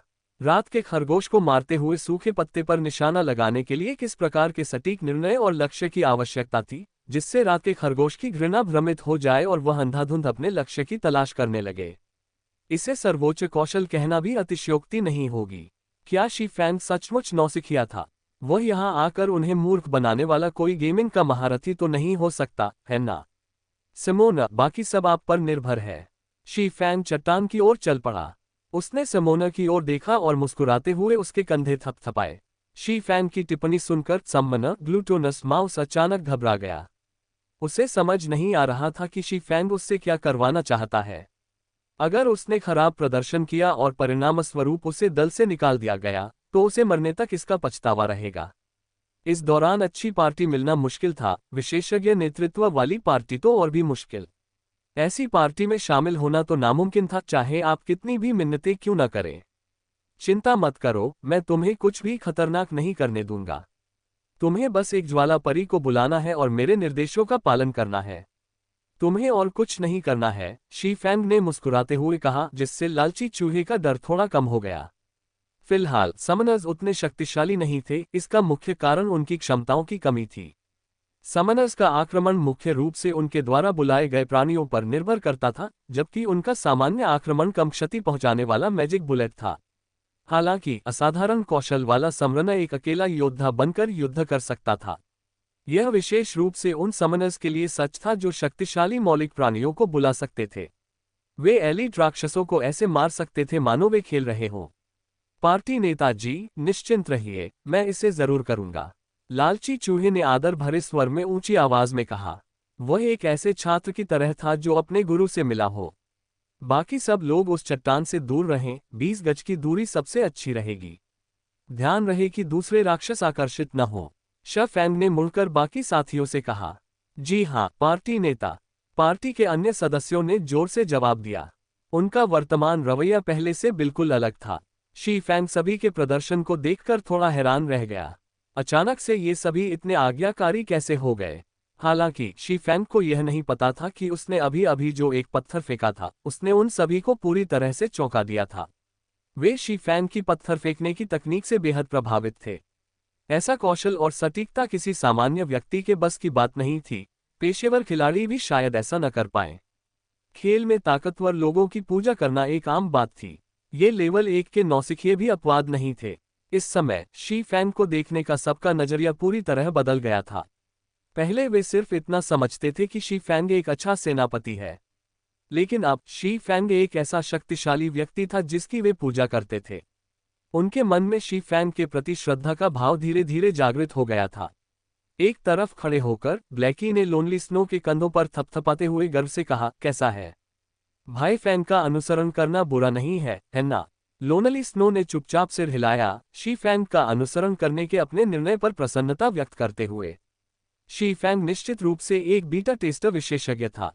पर्याप्त अनुभव और अभ्यास के बिना ऐसी तकनीकें हासिल करना असंभव था। केवल एक बीटा टेस्टर ही ऐसा कर सकता था।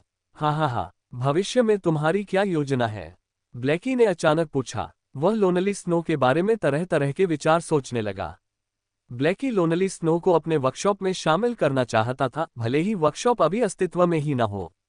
कोला के उनके साथ जुड़ने की पूरी संभावना थी, लेकिन लोनली स्नो ने अभी तक ऐसा कोई कदम उठाने की योजना नहीं बनाई थी। भविष्य, लोनली स्नो ने इसके बारे में पहले कभी सोचा ही नहीं था। वह तो बस एक औसत दर्जे का खिलाड़ी था। उसकी कोई बड़ी महत्वाकांक्षा नहीं थी, बस खेल खेलकर कुछ पैसे कमाना चाहता था। उसने ईमानदारी से कहा, मैंने इसके बारे में पहले कभी सोचा ही नहीं। मुझे लगता है कि आपकी तकनीक काफी अच्छी है। आप अभी हमारे साथ क्यों नहीं जुड़ जाते? ब्लैकी ने बेपरवाही से पूछा। सच में? ब्लैकी के सवाल के बाद लोनली स्नो अपने भविष्य को लेकर चिंतित था। उसे समझ नहीं आ रहा था कि वह कहाँ जाना चाहता है। अगर उसे किसी माहिर के साथ पार्टी करने का मौका मिल जाए तो इससे बेहतर और क्या हो सकता है? बिल्कुल, लेकिन हमें आपके भविष्य के प्रदर्शन पर भी गौर करना होगा। हम यूं ही किसी को भर्ती नहीं कर लेते, ब्लैकी ने विशेषज्ञ होने का दिखावा करते हुए गर्व से कहा। धन्यवाद भाई ब्लैक, लोनली स्नो ने खुशी से जवाब दिया।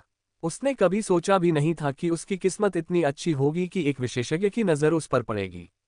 लोनली स्नो को सहमत देखकर ब्लैकी ने राहत की सांस ली। फिलहाल ब्लैकी सिर्फ एक लोमड़ी था जो बाघ होने का नाटक कर रहा था। वह भगवान के क्षेत्र में शी फैंग की ज्यादा मदद नहीं कर सकता था, लेकिन प्रशासन के मामलों में वह मदद कर सकता था। इस समय उनकी कार्यशाला का नामो निशान भी नहीं था। उन पर 16,000 क्रेडिट का कर्ज भी था। कार्यशाला में केवल शी फैंग और वह खुद ही सदस्य थे। ये यकीनन इतिहास की सबसे गरीब कार्यशाला थी। अगर यह बात दूसरों को पता चल जाती तो वे निश्चित रूप से इसे छोड़कर चले जाते। अब ब्लैकी के पास एकमात्र उपाय यही था कि वह विशेषज्ञ होने का दिखावा करके लोगों को अपनी कार्यशाला में शामिल होने के लिए लुभाए। इस समय शी फैंग सम्मना को ऑपरेशन की पूरी जानकारी दे रहा था। ऑपरेशन ये था कि ग्लूटोनस माउस अपने फ्लेम स्प्राइट को नियंत्रित करके बचे हुए 6 नाइट रैबिट्स को लुभाए। चूंकि बॉस के सबसे करीब वाला नाइट रैबिट अब जीवित नहीं था, इसलिए बाकी नाइट रैबिट्स को लुभाने से बॉस आकर्षित नहीं होगा। वे आसानी से राक्षसों को लुभा सकते थे। फ्लेम स्प्राइट बेहद कमजोर था। इसकी एचपी मात्र 15 अंक थी और यह एक ही वार में मर जाता। हालांकि इसकी गति बहुत तेज थी। इसके छोटे आकार के कारण इस पर वार करना बेहद मुश्किल था। ऑपरेशन शुरू करो। माउस, चट्टान के चारों ओर चक्कर लगाते समय 4 गज या उससे अधिक की दूरी बनाए रखना याद रखना, शी फैंग ने एक बार फिर याद दिलाया। लालची चूहे ने सिर हिलाया। उसने सावधानीपूर्वक ज्वाला परी को नियंत्रित करते हुए 6 रात्रि खरगोशों को लुभाया। जब परी 35 गज की दूरी पर पहुंची तो निकटतम कुलीन रात्रि खरगोश ने ज्वाला परी को देख लिया। अचानक उसने अपना शरीर घुमाया और ज्वाला परी की ओर दौड़ पड़ा। अन्य रात्रि खरगोश भी उसके पीछे दौड़ते हुए आ गए। रात के खरगोशों को चारा लेते देख लालची चूहे ने तुरंत ज्वाला परी को काबू में किया और भाग गया। 6 रात के खरगोश उसका पीछा कर रहे थे, लेकिन उनकी गति ज्वाला परी के सामने फीकी नहीं थी। पल भर में ज्वाला परी बड़ी चट्टान के नीचे पहुंच गई। उसने 6 रात के खरगोशों को अपनी ओर आकर्षित किया और चट्टान के चारों ओर चक्कर लगाने लगी। दूसरी ओर कोला ने अपनी टुकड़ी से अलग हुए नाइट रैबिट को पहले ही अपने वश में कर लिया था। कोला बारी बारी से बचाव कर रहा था और अपनी नई स्किल डिवाइन स्ट्राइक का इस्तेमाल कर रहा था। 2 ब्रॉन्ज इक्विपमेंट के प्रभाव से डिवाइन स्ट्राइक के एक ही वार से 26 का नुकसान हुआ। यह सामान्य वार से होने वाले 11 या 12 के नुकसान से कहीं ज्यादा था। साथ ही डिवाइन स्ट्राइक से घृणा भी बढ़ती थी। इससे दुश्मन का ध्यान अपनी ओर खींचना बहुत आसान हो गया। कुछ ही क्षणों में नाइट रैबिट मारा गया। उससे 5 कॉपर मिले। इस नाइट रैबिट को काबू में करने के बाद केवल वे 6 नाइट रैबिट ही बचे रहे जो बड़ी चट्टान के चारों ओर चक्कर लगाते रहे। मैं रात के खरगोशों को लुभाऊंगा। कोला, राक्षस को खींचने पर ध्यान देना। शी फैंग ने एक और छोटा पत्थर उठाया और उसे पीछे भाग रहे रात के खरगोश पर फेंक दिया। नाइट रैबिट को सिर पर चोट लगने के बाद उसने अपना सिर रगड़ा। खरगोश मुड़ा और उसने देखा कि शी फैंग ने ही पत्थर फेंका था। नाइट रैबिट अचानक क्रोधित हो गया। वह अपने शक्तिशाली पैरों से पागलों की तरह शी फैंग की ओर झपटा। बाकी नाइट रैबिट्स अभी भी जोश में ज्वाला जिन का पीछा कर रहे थे और अपने एक साथी के गायब होने पर ध्यान ही नहीं दे पाए। प्रचारित सामग्री: डेलेना का वह दृश्य जिसने 10,000 फैन फिक्शन की शुरुआत की।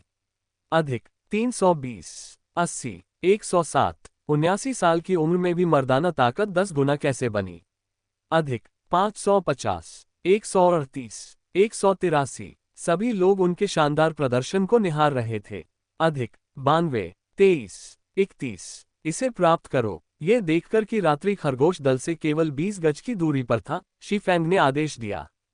कोला तेजी से आगे बढ़ा और नाइट रैबिट के सिर की ओर एक डिवाइन स्ट्राइक भेजा। नाइट रैबिट का निशाना तुरंत बदल गया और उसने अपने पंजे कोला की खोपड़ी की ओर बढ़ा दिए। हालांकि कोला ने फुर्ती से प्रतिक्रिया करते हुए अपने शरीर को बगल में झुका लिया। हमले से बचने के बाद कोला ने पनिशमेंट का इस्तेमाल किया। इस कौशल ने नाइट रैबिट की कोला के प्रति नफरत को एक बार फिर बढ़ा दिया। सब लोग निशाना साध कर गोली चलाओ। कोला का प्रदर्शन देखकर शी फैंग मन ही मन खुश हो गया। उसने कभी सोचा भी नहीं था कि कोला की सीखने की क्षमता इतनी जबरदस्त होगी। 10 से कुछ ज्यादा लड़ाइयों के बाद ही उसे नाइट रैबिट के हमले के तरीकों का पता चल गया था। इसीलिए 10 साल बाद वह एक बेहतरीन गिल्ड का मुख्य मास्टर ऑफ ट्रेनर एमटिक था। इसमें कोई हैरानी नहीं। उसकी क्षमता असीमित थी। कोला के सामने मौजूद नाइट रैबिट 20 सेकंड के भीतर ही गिर गया। उसने स्वॉर्ड्समैन के लिए एक स्किल बुक डबल चॉप भी गिरा दी। शी फैंग ने बिना किसी हिचकिचाहट के इसे तुरंत सीख लिया। Double chop action type. आवश्यकता: तलवार। स्तर 1। दक्षता 0/300।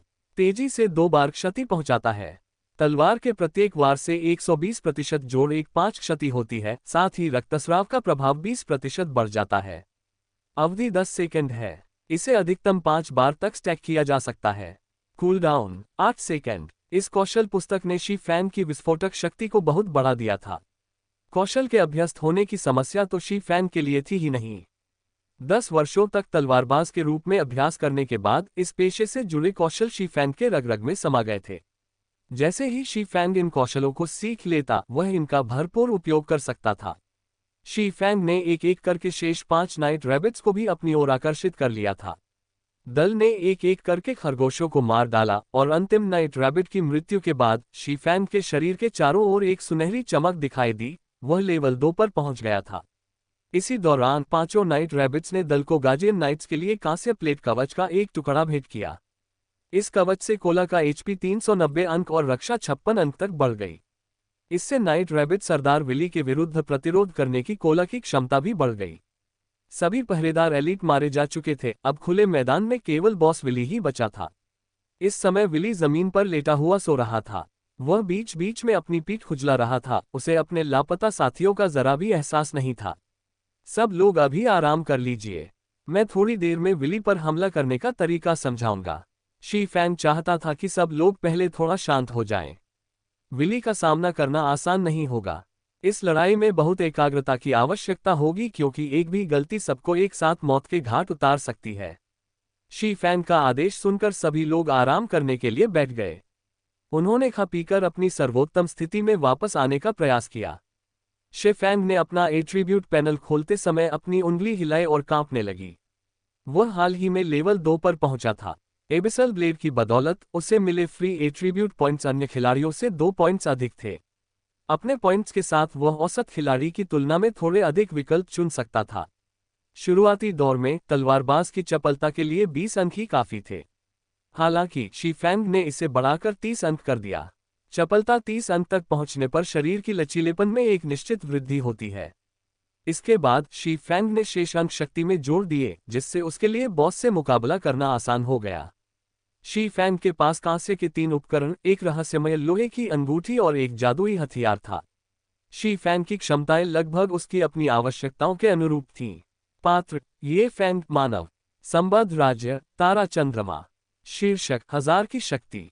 पद: तलवारबाज। Level 2, HP 520/520। आक्रमण शक्ति 88, रक्षा क्षमता 39, आक्रमण गति 15, गति 13, विशेषताएं: शक्ति 32, चपलता 30, सहन शक्ति 24, बुद्धिमत्ता 13, जीवन शक्ति 13। इन गुणों के साथ शी फैंग को विली से निपटने में अधिक आत्मविश्वास था। सबको संभलते देख शी फैंग ने समझाना शुरू किया, विली के पास 2 कौशल हैं। उनमें से एक है किलिंग फीस्ट। इसका इस्तेमाल करने पर विली नफरत को नजरअंदाज करते हुए आसपास के खिलाड़ियों पर बेतरतीब ढंग से हमला करेगा। ब्लैकी और लोनली, आप दोनों को अपनी स्थिति पर ध्यान देना होगा। दूसरा कौशल है डेथ क्लॉस। कोला, इस कौशल का इस्तेमाल करने से पहले बॉस से दूरी बनाए रखना। लोनली स्नो, बॉस को रोकने पर ध्यान देना। समय आने पर मैं तुम्हें याद दिला दूंगा। एक और बात ध्यान देने वाली है, विली बहुत चालाक है, इसलिए एक ही तरह के हमले बार बार मत करना। ठीक है, बस इतना ही। अगर हम तैयार हैं तो लड़ाई शुरू करो। कोला: भाई फैंग, क्या हमें और किसी चीज पर ध्यान नहीं देना है? ब्लैकी शी फैंग के पास आकर फुसफुसाते हुए बोली। यह स्थान डेथली फॉरेस्ट का हेल मोड था। यहाँ भी हर कोई माहिर नहीं था। हालांकि शी फैंग की व्याख्या इतनी सरल थी कि उन्हें लगा कि इस बॉस को हराना बहुत आसान होगा। लेकिन नॉर्मल मोड में ही कई एलीट पार्टियां मारी जा चुकी थीं, तो हेल मोड इतना आसान कैसे हो सकता है? पार्टी नेता: क्या ऐसी कोई बात नहीं है जिस पर हमें ध्यान देने की जरूरत हो? सभी बहुत चिंतित थे। सभी की निगाहें शी फैंग की ओर थीं, उम्मीद से कि वह बारीकियों के बारे में और अधिक जानकारी देंगे। वे नौसिखिए थे, इसलिए बहुत सी बातें उन्हें समझ नहीं आ रही थीं। शी फैंग जैसे विशेषज्ञ के लिए जो बातें उन्हें सामान्य ज्ञान लगती थीं, वे निश्चित रूप से उन जैसे नौसिखियों के लिए सामान्य नहीं थीं। एलीट दल की तुलना बॉस से नहीं की जा सकती थी। बाकी एलीट दल बॉस के हाथों मारे गए होंगे। भले ही उनके उपकरण एलीट दल से बेहतर थे, फिर भी वे लेवल 1 के नौसिखिए थे। वे अपनी औकात भली भांति जानते थे। तुम लोग बहुत ज्यादा चिंता करते हो।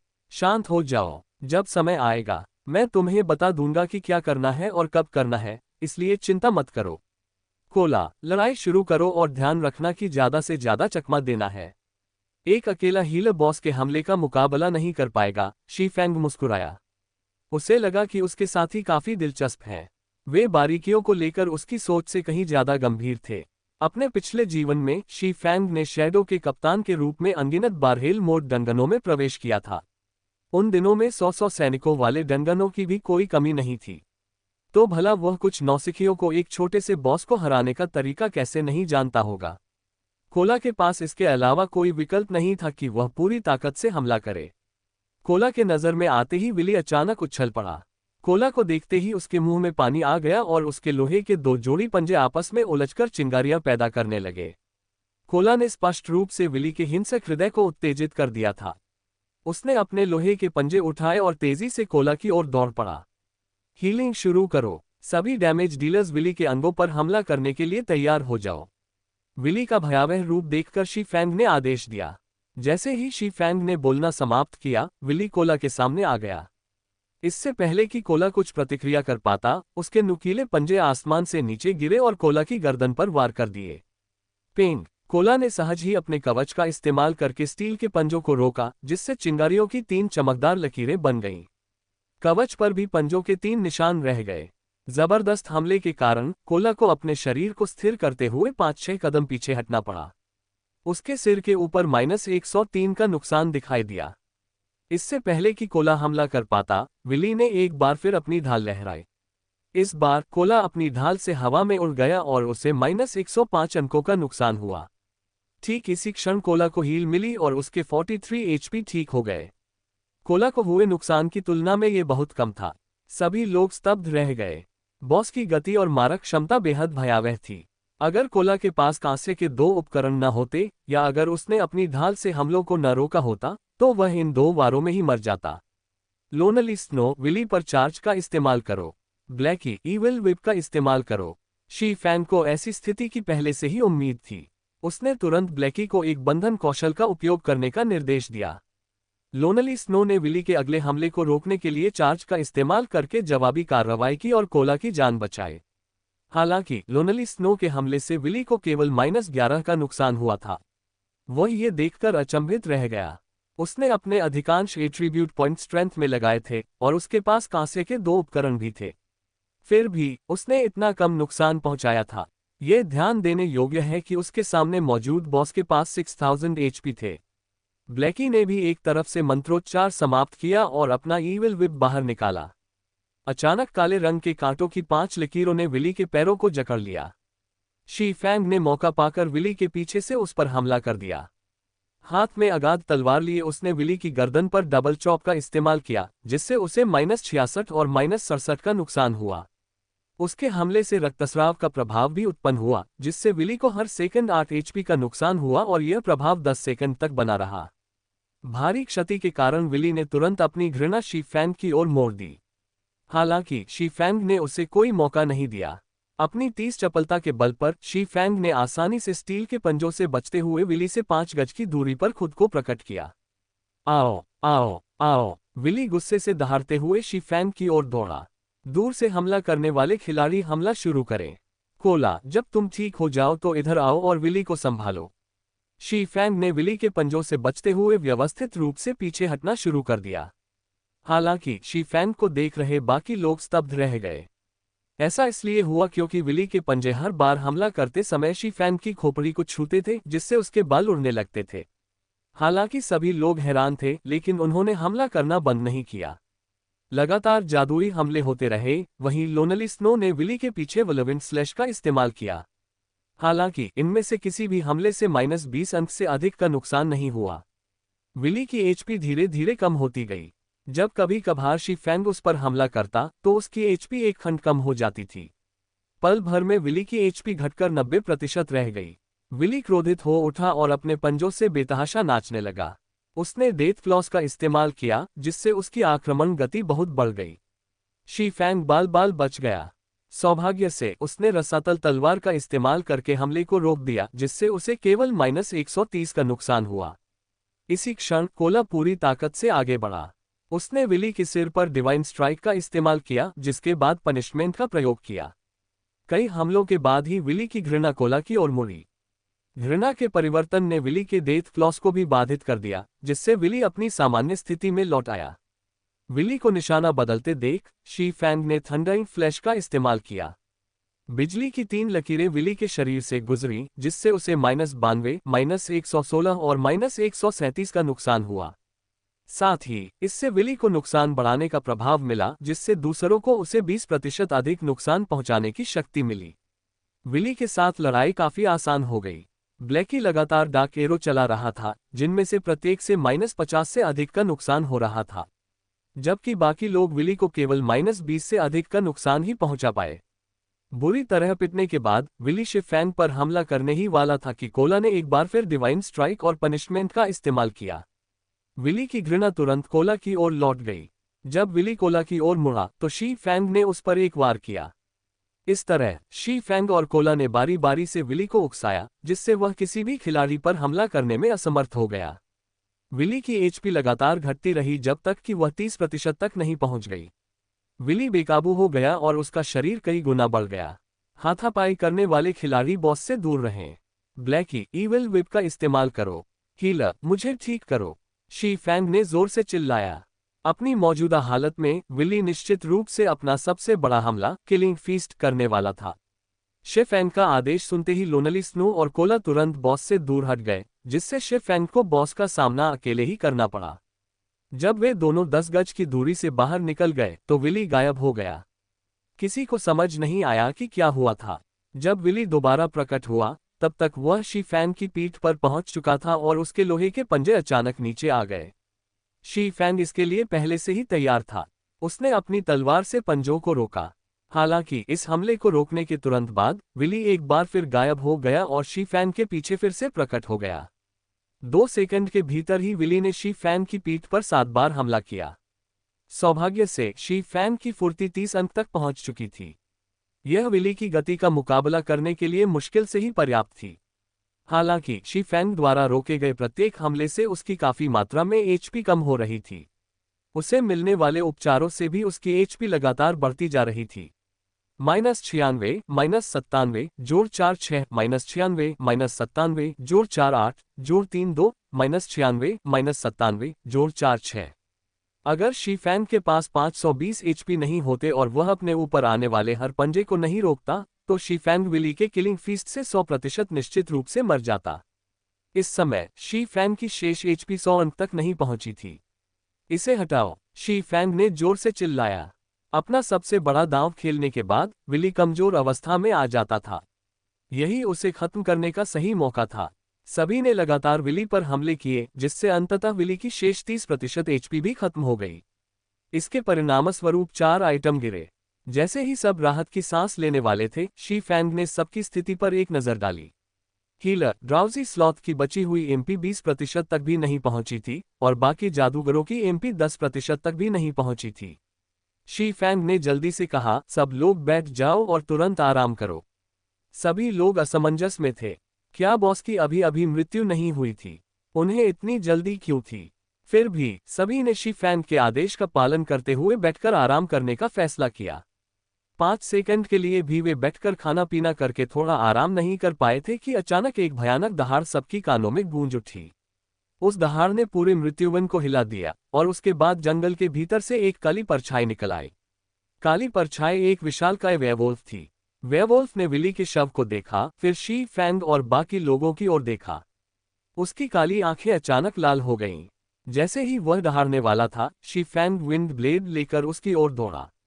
तुरंत ही शी फैंग ने एबिसल बाइंड का प्रयोग किया। 9 जंजीरें प्रकट हुईं और वेयरवुल्फ और उसके मुंह को बांध दिया, जिससे वह कोई आवाज नहीं निकाल सका। इस क्षण अंततः सभी ने वेयरवुल्फ के आंकड़े देखे। उसके पास पूरे 2 बार एचपी थे। वेयरवुल्फ फेल्ट लॉर्ड रैंक, स्तर 3, एचपी 12,000 बटा 12,000। अरे यार, ये लॉर्ड बॉस क्यों है? ब्लैकी ने गुस्से में कहा। बॉस को मारने के तुरंत बाद उन्होंने मुश्किल से ही आराम किया था कि अब उनके सामने एक लॉर्ड खड़ा था। लॉर्ड का पद चीफेटिन से एक पायदान ऊपर होता है। गेम मानो उन्हें जान से मारने की कोशिश कर रहा था। सब लोग याद रखें, किसी भी हालत में वेयरवुल्फ फेल्ट को दोबारा दहाड़ने न दें। शी फैंग लगातार सबको याद दिलाता रहा। हालांकि बाकी लोग स्पष्ट रूप से भयभीत थे। वेयरवुल्फ फेल्ट के शरीर और एचपी के कारण नहीं, बल्कि उसकी भयानक लाल आंखों के कारण। उन आंखों से हर किसी को इतना डर लग रहा था कि हिलना डुलना भी मुश्किल हो रहा था। डेथली फॉरेस्ट के कालकोटरी के सामने लेवल 2 के खिलाड़ियों की संख्या लगातार बढ़ती जा रही थी। साथ ही कालकोटरी में उतरने वाले खिलाड़ियों की भी एक अंतहीन धारा थी। क्योंकि वहां लेवल 2 के बहुत सारे खिलाड़ी थे, इसलिए काफी संख्या में खिलाड़ियों ने किनारे पर स्टॉल लगाकर सामान बेचना शुरू कर दिया था। अच्छी गुणवत्ता वाले लेवल 0 के सामान्य उपकरण यहां से गुजरते समय इन्हें लेना न भूलें। अच्छे उपकरणों के साथ ही आप कालकोटरी में जा सकते हैं। उपकरण सीमित मात्रा में हैं, जल्दी करें और खरीद लें। स्मॉल एचपी पोशन एक बार में 90 एचपी तक की क्षति को तुरंत ठीक कर देता है। यह आपके जैसे योग्य युद्ध के लिए एक अनिवार्य उपकरण है। गॉड्स डोमेन 10 घंटे से अधिक समय से खुला था। यहां मौजूद सभी खिलाड़ी लेवल 2 के थे। 10 घंटे से अधिक की लड़ाई के बाद उन्होंने काफी सारी वस्तुएं एकत्र कर ली थीं। कई लेवल 2 खिलाड़ियों का इरादा उन वस्तुओं को बेचने का था जिनका उन्हें कोई उपयोग नहीं था और उन्हें किसी उपयोगी वस्तु से बदलने का था। इस स्थिति के कारण डेथली फॉरेस्ट में व्यापार खूब फल फूल रहा था। हालांकि डेथली फॉरेस्ट के सामने खिलाड़ियों की संख्या लगातार बढ़ती जा रही थी, लेकिन कालकोटरी में प्रवेश करने वाले दलों की संख्या घटती ही जा रही थी। केवल वे दल ही डेथली फॉरेस्ट में प्रवेश कर रहे थे जिन्हें इसकी जानकारी नहीं थी। हालांकि डेथली फॉरेस्ट में अच्छी तरह से प्रशिक्षित होने के बाद उन खिलाड़ियों को अचानक एहसास हुआ कि उनकी पिछली मान्यताएं बहुत भोली थीं। इसलिए वे आज्ञाकारी होकर कालकोटरी के सामने खड़े हो गए। वे अन्य दलों के साथ जीवन के बारे में बातें करते रहे और नए दलों को मुस्कुराते हुए कालकोटरी में प्रवेश करते हुए देखते रहे। उन्होंने अनुभवी दलों के साथ मिलकर डेथली फॉरेस्ट की रिपोर्टों की जांच भी की, और कालकोठरी पर विजय प्राप्त करने की अपनी रणनीतियों को आपस में सुधारा। कालकोठरी में खिलाड़ियों के लगातार प्रवेश करने और बाहर निकलते ही मरने के बाद डेथली फॉरेस्ट अंततः रेडलीफ टाउन के हर खिलाड़ी के लिए दुख का कारण बन गया था। डेथली फॉरेस्ट में प्रवेश करने वाले प्रत्येक खिलाड़ी के मन में कालकोठरी के बारे में केवल एक ही धारणा थी। ये बेहद भयावह था। इस समय मृत्यु वन के पुनरुत्थान कब्रिस्तान में सफेद प्रकाश की 6 लकीरें अचानक प्रकट हुईं। इसके बाद उनमें से 6 आकृतियां प्रकट हुईं। इस कालकोठरी को पार करने का कोई तरीका ही नहीं है। स्नो, मुझे लगता है कि राक्षसों को मारना या मिशन पूरी करना हमारे लिए बेहतर होगा। पुनर्जीवित होते ही झाओ युएरू ने अपने कोमल पैरों को पटका, उसकी छाती ऊपर नीचे हो रही थी। उसके क्रोधित फिर भी कोमल रूप की मासूमियत ने तुरंत ही पुरुष खिलाड़ियों की भीड़ का ध्यान आकर्षित कर लिया। जेंटल स्नो ने सिर हिलाते हुए सोच विचार करते हुए कहा, डेथली फॉरेस्ट के अंदर हमने काफी कुछ हासिल कर लिया है, इसलिए हम इतनी आसानी से हार नहीं मान सकते। लेकिन डेथली फॉरेस्ट के अंदर का जंगल बहुत बड़ा है। इसमें अनगिनत छोटे छोटे रास्ते भी हैं, इसलिए बिना नक्शे के हम आसानी से खो जाएंगे। हालांकि मुझे लगता है कि इन कई रास्तों में से कुछ रास्ते बॉस के ठिकाने तक जरूर जाते होंगे। बाकी रास्ते तो सिर्फ हमें भ्रमित करने के लिए बनाए गए हैं। इसीलिए नाइट रैबिट्स हम पर लगातार हमला करते रहते हैं। हम जितना ज्यादा लड़ेंगे उतने ही ज्यादा नाइट रैबिट्स आएंगे। फिलहाल चलिए कुछ जानकारी जुटाते हैं और देखते हैं कि क्या हम डेथली फॉरेस्ट का नक्शा बना सकते हैं। सभी को लगा कि जेंटल स्नो का अनुमान सही था, खासकर उस हिस्से के बारे में जहां उन्होंने नाइट रैबिट्स पर हमला किया था। कभी कभी जंगल के भीतर से क्लैरिक शियाओ युए पर निशाना साधता हुआ एक बर्फीला तीर निकलता था। अगर शियाओ युए की चकमा देने की कुशलता न होती तो उनकी पूरी टीम कब की हार चुकी होती। जैसे जैसे वे जंगल में और अंदर जाते गए, रात के खरगोशों की संख्या बढ़ती गई। अंत में रात के खरगोशों की संख्या इतनी अधिक हो गई कि वे उन सभी खरगोशों को संभाल नहीं पाए, जिसके परिणामस्वरूप उन्हें मरना पड़ा। यदि वे सही रास्ता खोज लेते तो शायद अब तक कालकोठरी को पार कर चुके होते। झाओ युएरू ने सहमति में केवल सिर हिलाया। पार्टी की नेता वास्तव में जेंटल स्नो थी और जेंटल स्नो के अनुमान हमेशा सटीक होते थे। झाओ युएरू को उन पर पूरा भरोसा था। इस सुझाव को मानते हुए जेंटल स्नो और झाओ युएरू ने लापरवाही से कुछ बार चिल्लाकर कहा कि वे डेथली फॉरेस्ट के बारे में जानकारी का आदान प्रदान करना चाहते हैं। 2 खूबसूरत हसीनाओं की पुकार का अद्भुत प्रभाव निर्विवाद था। अचानक डेथली फॉरेस्ट का वातावरण उबलने लगा और खिलाड़ी एक के बाद एक दौड़ पड़े। हर कोई सबसे पहले स्थान पर पहुंचना चाहता था। कई पुरुष खिलाड़ियों के लिए ये देवी से बात करने का एक सुनहरा अवसर था। कौन जानता था, अगर देवी की कृपा उन पर पड़ती तो शायद वे भविष्य में एक सुखमय जीवन जी पाते। इसी बीच डेथली फॉरेस्ट के हेल मोड के अंदर कालकोठरी के भीतर का आकाश पहले ही अंधेरा हो चुका था। हजारों पक्षी आकाश में उड़ गए, जिससे जंगल में सन्नाटा छा गया। वेयरवुल्फ फेल्ट कोई साधारण राक्षस नहीं था, वह एक बहुत प्रसिद्ध वेयरवुल्फ था। अतीत में उसने रेड लीफ टाउन में अनगिनत लोगों का नरसंहार किया था, जिससे रेड लीफ टाउन लगभग मृत्यु का नगर बन गया था। क्रोध में आकर स्टार मून किंगडम ने फेल्ट को घेरने के लिए अपनी सेना भेजी थी। अंत में महान तलवारबाज हिल्टन द्वारा बुरी तरह घायल होने के बाद फेल्ट अपने घावों का इलाज करने के लिए डेथली फॉरेस्ट में भाग गया। यही कारण है कि डेथली फॉरेस्ट का कालकोठरी अस्तित्व में आया। हेल मोड में फेल्ट के पास 3 सर्वोत्कृष्ट कौशल थे। पहला कौशल था डेथ स्टेयर। फेल्ट जिन दुश्मनों को घूरता था उनकी आक्रमण गति और चलने की गति बहुत कम हो जाती थी। यदि किसी की इच्छाशक्ति कमजोर होती तो वह हिल भी नहीं पाता था। फिलहाल केवल शी फैन के पास ही चपलता में 30 अंक थे।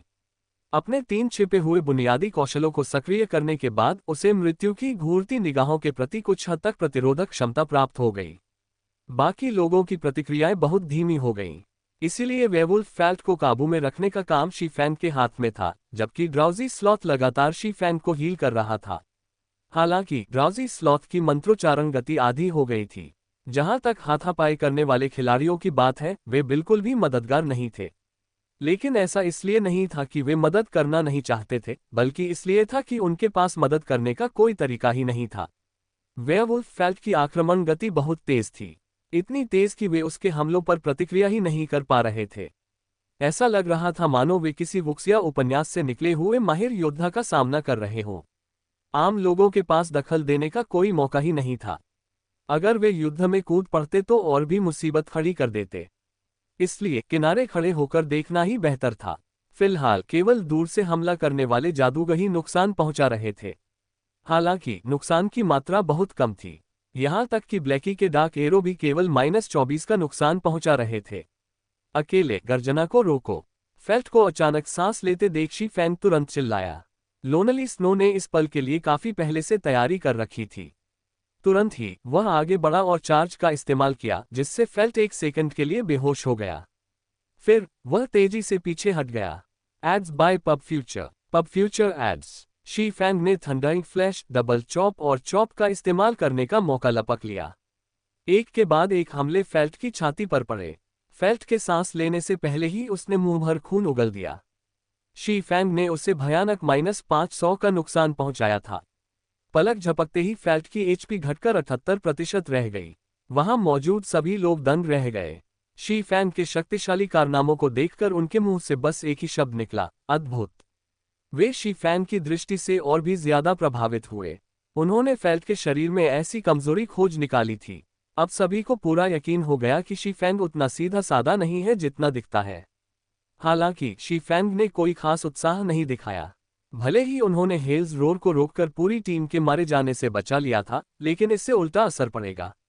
मुंह भर खून थूकने के बाद वेयरवुल्फ फेल्ट की हालत काफी बेहतर हो गई। उसने अपना सिर घुमाया और तुरंत अपने नुकीले पंजों से शी फैंग पर वार किया। फेल्ट के पंजों की वार करने की गति पहले से भी कहीं अधिक तेज थी, जिससे आकाश में उसके पंजों की लकीरों की परछाई फैल गई। हालांकि शी फैंग भी कमजोर नहीं था। शक्ति, चपलता और सहनशक्ति। शी फैंग ने इन तीनों गुणों की छिपी हुई बुनियादी क्षमताओं को सक्रिय कर लिया था। इन क्षमताओं के सक्रिय होने से शी फैंग का शारीरिक गठन एक औसत खिलाड़ी जैसा नहीं, बल्कि असाधारण हो गया था। डेथली फॉरेस्ट में आने के दौरान शी फैंग की सबसे बड़ी ताकत यही असाधारण क्षमता थी, जिसे वह किसी भी क्षण सक्रिय कर सकता था। इसके बल पर वह ऐसे काम कर सकता था जो सामान्य खिलाड़ी नहीं कर सकते थे। आसमान में फैले पंजों के धुंधले निशानों के बीच भी शी फैंग सुरक्षित था। ऐसा लग रहा था मानो शी फैंग उन धुंधले निशानों के बीच नाच रहा हो। कभी कभी शी फैंग अपनी तलवार से उन हमलों को रोकता था जिन्हें वह टाल नहीं सकता था। यह असाधारण परिस्थिति का प्रभाव था। उसकी पांचों इंद्रियां अत्यंत संवेदनशील हो गई थीं और मस्तिष्क की प्रसंस्करण क्षमता असाधारण रूप से केंद्रित हो गई थी। शी फैंग अपने शरीर की पूरी क्षमता का उपयोग कर सकता था, लेकिन अगर कोई सामान्य खिलाड़ी होता तो वह ऐसे कारनामे नहीं कर पाता। यह असाधारण परिस्थिति मानसिक और शारीरिक दोनों रूप से थकाने वाली थी। अगर शी फैंग को पहले से इसकी आदत न होती तो वह इस अवस्था को कुछ ही सेकंड तक बनाए रख पाता। पंजे और तलवार आपस में उलझ गए, जिससे अनगिनत चमकदार चिंगारियां उत्पन्न हुई। दोनों पक्षों की एचपी लगातार घट रही थी। सौभाग्य से ड्राउजी स्लॉथ के समय पर किए गए उपचारों के कारण शी फैंग इस लड़ाई में बच गया। इसके बाद शी फैंग के आदेश पर लोनली स्नो कभी कभी हेल्स रोर को बाधित करता था, जबकि कोला शी फैंग के खतरे में होने पर फेल्ट को रोके रखता था और ब्लैकी एविल विप का उपयोग करके फेल्ट की गतिविधियों को नियंत्रित करता था। इस तरह वेवुल्फ फेल्ट का एचपी लगातार घटता रहा। 70%, 60%, 30%। सब लोग बॉस की ओर मुंह करके सीधी लाइन में खड़े हो जाओ। जल्दी करो। वेवुल्फ फेल्ट की एचपी 30% के करीब पहुंचते देख शी फैंग ने हड़बड़ी में चिल्लाया। वेवुल्फ फेल्ट तब सबसे ज्यादा खतरनाक हो जाता था जब उसकी एचपी घटकर 30% रह जाती थी। इस दौरान हेल्स रोर को रोकना नामुमकिन था। उन्हें बस इसका सामना सीधे करना पड़ता था। किसी को कोई झिझक नहीं थी। वे जानते थे कि बॉस बेकाबू होने वाला है।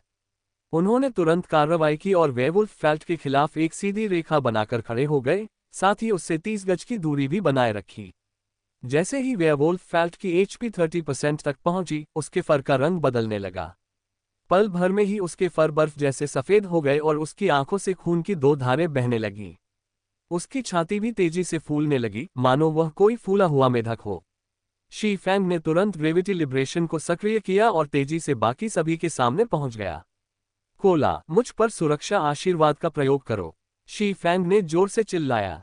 प्रोटेक्शन ब्लेसिंग से पार्टी के किसी सदस्य को होने वाले नुकसान को 6 सेकंड के लिए 50% तक कम किया जा सकता था। यह एक जीवन रक्षक कौशल था जिसका कूलडाउन 5 मिनट था और अभी इसका उपयोग करने का बिल्कुल सही समय था। गार्जियन नाइट्स का प्रोटेक्शन ब्लेसिंग और शील्ड वॉरियर्स का शील्ड वॉल। डेथली फॉरेस्ट के हेल मोड में इन दोनों स्किल्स के मिलने की संभावना बहुत अधिक थी। पहले शी फैंग ने कुछ अनावश्यक नाइट रैबिट्स को खत्म करने में जो समय बर्बाद किया था, उसका एकमात्र उद्देश्य यही स्किल प्रोटेक्शन ब्लेसिंग प्राप्त करना था। कोला इस पल के लिए बहुत पहले से तैयार था। जैसे ही शी फैंग ने आदेश दिया, उसके मुख से दिव्य मंत्रों का जाप शुरू हो गया। सुनहरे दिव्य मंत्रों की लकीरें शी फैंग की ओर तेजी से बढ़ीं।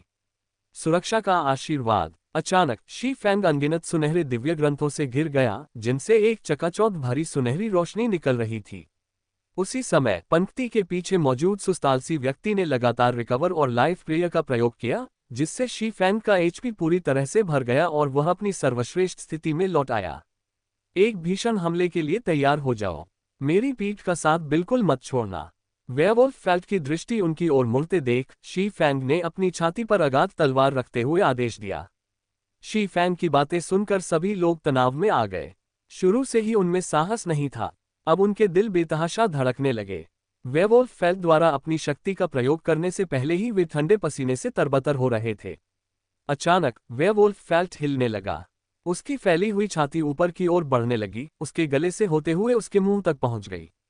हो! पल भर में शी फैंग को छोड़कर बाकी सभी के दिल की धड़कन रुक गई। ऐसा लगा जैसे दुनिया धूसर और शांत हो गई हो। आकाश में उड़ते पक्षी भी स्थिर हो गए थे। वेयरवुल्फ फेल्ट के शरीर से निकलती हुई असंख्य भूरे रंग की तरंगें सभी को स्पष्ट रूप से दिखाई दे रही थीं। एक के बाद एक लकीरें बनती जा रही थीं और वे लगातार फैलती जा रही थीं। गहरे भूरे रंग की लहरें तेजी से सबके सामने आ गईं। हालांकि वे एक भी मांसपेशी हिला नहीं सके। ऐसा इसलिए नहीं था कि वे हिलना नहीं चाहते थे, बल्कि इसलिए कि उनके शरीर उनके विचारों की गति के साथ तालमेल नहीं बिठा पा रहे थे। हर कोई महसूस कर सकता था कि समय असाधारण रूप से धीमी गति से बीत रहा है। हालांकि हर कोई समझता था कि भले ही समय की गति धीमी प्रतीत हो रही हो, वास्तव में वह अपनी चरम गति से चल रहा था। ठीक वैसे ही जैसे दो धुरंधर तलवारें चला रहे हों, जैसे ही तलवारबाजी शुरू होती, समय असाधारण रूप से धीमा हो जाता। इस समय केवल शी फैंग ही थोड़ा सा हिला। फैंटम किल। जैसे ही गहरे भूरे रंग की लहरें शी फैंग के सामने पहुंची, उसका हमशक्ल उसके सामने खड़ा हो गया। उसी समय हमशक्ल ने पैरी का इस्तेमाल किया। इसके बाद धूसर लहरें डोपेलगैंगर के संपर्क में आईं। हालांकि डोपेलगैंगर के बचाव से वे रुक गईं, जबकि डोपेलगैंगर खुद एक कदम पीछे हट गया। शी फैंग से टकराने के बाद ही उसने अपने शरीर को स्थिर किया। जैसे ही हमशक्ल ने खुद को स्थिर किया, लहरों की एक और लहर तेजी से टकराई। इस बार तरंगे डोपेलगैंगर के शरीर से गुजरीं, जिससे उसकी एचपी तुरंत 300 अंक कम हो गई। उसके पीछे खड़े शी फैंग को भी -30 का नुकसान हुआ, जबकि शी फैंग के पीछे मौजूद अन्य लोगों को -20 का नुकसान हुआ। हालांकि इसका असर सिर्फ एक लहर पर नहीं रुका। जब लहरों की तीसरी लहर डोपेलगैंगर से गुजरी तो उसका शरीर तुरंत ही बिखर गया। शी फैंग के सिर के ऊपर -100 अंकों का नुकसान भी दिखाई दिया। इसके बाद गहरे भूरे रंग की लहरों की एक के बाद एक लहरें आती रहीं, -100, -100, -100, -100। शी फैंग की एचपी लगातार घटती रही, अंत में केवल 90 अंक शेष रह गए। जब लहरों की अंतिम तरंग शी फैंग को खत्म करने ही वाली थी, तब उसने पैरी का इस्तेमाल किया। होंग! शी फैंग एक बड़ा कदम पीछे हट गया। हालांकि उसे कोई चोट नहीं आई। उसके पीछे के लोग भी सुरक्षित थे। हालांकि कई हमलों के बाद भी उनकी एचपी 50% से अधिक नहीं थी। इस समय ड्राउजी स्लॉथ का रिकवर शी फैंग के शरीर पर लगा, जिससे उसकी एचपी बढ़कर 140 हो गई। इसके बाद उसने लाइफ पेमेंट का इस्तेमाल किया, जिससे शी फैंग की 130 एचपी और बढ़ गई। पल भर में शी फैंग की एचपी 50% से अधिक हो गई। ये दहाड़ वाकई बहुत शक्तिशाली है। मुझे तो लगा था कि हम सब खत्म हो गए। ब्लैकी ने अपने माथे से ठंडा पसीना पोंछा। अगर शी फैंग उनके सामने खड़ा न होता तो अब तक वे सब मर चुके होते। शी फैंग के लगभग मौत के मुंह से बचने की बात याद करके ब्लैकी का दिल तेजी से धड़कने लगा, लगभग 180 धड़कन प्रति मिनट तक पहुंच गया। अगर शी फैंग की मौत हो जाती तो उनकी भी मौत हो जाती। दल में कोई और ऐसा नहीं था जो वेयरवुल्फ फेल्ट को लंबे समय तक काबू में रख सके। इस समय सभी लोग शी फैंग को ऐसे देख रहे थे मानो किसी राक्षस को देख रहे हों। उन्होंने कभी कल्पना भी नहीं की थी कि शी फैंग अपने हमशक्ल का चतुराई से इस्तेमाल करके 2 हमलों को रोक देगा। उसने आखिरी हमले पर पैरी का भी इस्तेमाल किया था। शी फैंग ने डैमेज और एचपी दोनों का जिस तरह से हिसाब लगाया था, वह वाकई कमाल था। ऐसी तकनीक तो देवताओं के स्तर की ही थी। तुम सब ख्यालों में मत खो। जल्दी से बॉस पर हमला करो, वह अभी कमजोर अवस्था में है। शी फैंग ने अपने साथियों की प्रतिक्रिया पर बस कंधे उचका दिए। ऐसी तकनीक तो कुछ सालों में कई माहिर ही कर सकते हैं। हालांकि शी फैंग को अभी आराम नहीं मिला था। इस समय उसे सबसे ज्यादा ध्यान बॉस पर देना था। केवल वही जानता था कि वेयरवुल्फ फेल्ट से निपटना कितना मुश्किल था। विंड ब्लेड ग्रेविटी लिबरेशन सक्रिय होते ही शी फैंग तुरंत फेल्ट के सामने आ गया। उसने एबिसल ब्लेड को कसकर पकड़ रखा था और लगातार फेल्ट की छाती पर हमले कर रहा था। गरजती हुई चमक, डबल चॉप, काटना। वेयरवुल्फ फेल्ट के सिर के ऊपर एक के बाद एक -100 से अधिक का नुकसान दिखाई दिया। अन्य दल के सदस्य भी प्रत्येक हमले में -20 से अधिक का नुकसान पहुंचाने में सक्षम थे। देखते ही देखते उन्होंने वेयरवुल्फ फेल्ट की एचपी को घटाकर 15% कर दिया। जब उन्होंने देखा कि फेल्ट मरने वाला है तो सभी के चेहरे पर खुशी की मुस्कान आ गई। लापरवाह मत बनो, ब्लैकी, अपनी दुष्ट चाबुक का इस्तेमाल करो। लोनली स्नो, हमले से रोकने के लिए तैयार हो जाओ। वेयरवुल्फ फेल्ट के हमले से बचते हुए शी फैंग ने आदेश दिया। इस तरह से निर्देश दिए जाने पर अचानक सभी के दिल सिकुड़ गए। एक भयानक घूरती निगाह और नरक की दहाड़ पहले से ही अकल्पनीय रूप से डरावनी थी। अगर यहाँ कोई और होता तो वे कब के कब्रिस्तान में वापस जाकर होश में आ चुके होते। क्या वेयरवुल्फ फेल्ट के पास वास्तव में कोई और शक्तिशाली कौशल हो सकता है? ये हेल मोड कितना भयानक था। शी फैंग लगातार वेयरवुल्फ फेल्ट के एचपी पर ध्यान दे रहा था। जैसे ही फेल्ट का एचपी घटकर 10% रह गया, आखिरकार उसका तीसरा बड़ा हमला हुआ। मौत का उन्माद। इस चाल से वेयरवुल्फ फेल्ट की आक्रमण गति 100%, चलने की गति 40% और आक्रमण शक्ति 100% बढ़ जाती थी, जब तक कि वह मर नहीं जाता। ठीक इसी चाल के कारण अनगिनत एलीट दल गुस्से में पागल हो गए थे। डेथ बरसेर्क सक्रिय होते ही वेयरवुल्फ फेल्ट के बाल लाल होने लगे, पल भर में वे खून जैसे लाल हो गए।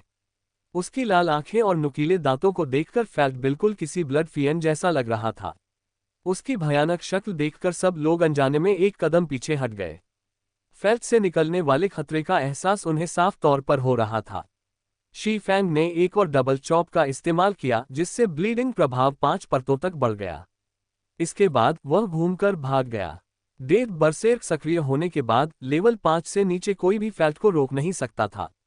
यहां तक कि शी फैंग भी, भले ही उसके पास जादुई हथियार हो। एकमात्र तरीका था उसे चकमा देना, एक और धीरे धीरे फेल्ट को मार डालना। जैसे ही शी फैंग 10 गज की दूरी से भागा, फेल्ट की मोटी जांघें अचानक दोगुनी बड़ी हो गईं। उसका एक पैर अचानक जमीन पर पड़ा, जिससे वह तीर की तरह उड़ता हुआ शी फैंग की ओर तेजी से बढ़ा। शी फैंग विशाल चट्टान के स्थान पर पहुंचने ही वाला था, लेकिन उसके पीछे फेल्ट की गति इतनी तेज थी कि वह निश्चित रूप से वहां नहीं पहुंच सकता था। शी फैंग ने अचानक 90 डिग्री का तीखा मोड़ लिया। होंग, बिना मुड़े वेयरवुल्फ फेल्ट सीधे अपने रास्ते में खड़ी विशाल चट्टान से टकरा गया और उसे चूर चूर कर दिया। सिर के आकार के चट्टान के टुकड़े 10 गज से भी अधिक दूर जा गिरे। ऐसी भयानक ताकत देखकर कोला जैसे बहादुर आदमी का भी दिल कांप उठा। अगर उन पंजों से उसे चोट लग जाती तो वह निश्चित रूप से मांस का पेस्ट बन जाता। इस समय शी फैंग फेल्ट से 20 गज से अधिक की दूरी पर पहुंच चुका था। वहीं जादूगरों के हमले लगातार जारी थे। वे लगातार फेल्ट की शक्ति को कम करते जा रहे थे। शी फैंग की फेल्ट को चकमा देने की योजना सफल रही। जब भी वेयरवुल्फ फेल्ट उसके करीब पहुंचने वाला होता, लोनली स्नो उस पर हमला कर देता। फिर वह बोन क्रशर से फेल्ट की गति को काफी कम कर देता। इसके बाद वह फिर से फेल्ट से दूर हट जाता। जब लोनली स्नो की स्किल्स कूलडाउन पर होती तो ब्लैकी एविल वेब का इस्तेमाल करके फेल्ट को फिर से जकड़ लेता। उन दोनों की स्किल्स का कूलडाउन जल्दी खत्म हो जाता था। शी फैंग के बीच बीच में एबिसल बाइंड का इस्तेमाल करके उन्होंने वेयरवुल्फ फेल्ट को लगातार परेशान करने का एक बेहतरीन चक्र बना लिया था। 7%, 6%, 5%, 3%। अंत में जब फेल्ट के पास केवल 1% एचपी शेष रह गया तो शी फैंग अचानक मुड़ गया। हवा की धार, गरजती हुई चमक, कांप, दोहरा कांप। शी फैंग की अकेली तलवार ने वेयरवुल्फ फेल्ट की छाती पर वार किया, जिससे उसकी अंतिम 1% एचपी भी खत्म हो गई। सिस्टम, आपकी पार्टी हेल मोड डंजन को पार करने वाली पहली पार्टी है। पुरस्कार 100% बढ़ जाते हैं, लूट 100% बढ़ जाती है। सिस्टम, डेथली फॉरेस्ट का हेल मोड सफलतापूर्वक पूरा किया। 8000 EXP प्राप्त हुए। इसी क्षण वेयरवुल्फ फेल्ट में विस्फोट हुआ और उसमें से 10 से अधिक वस्तुएं गिरीं।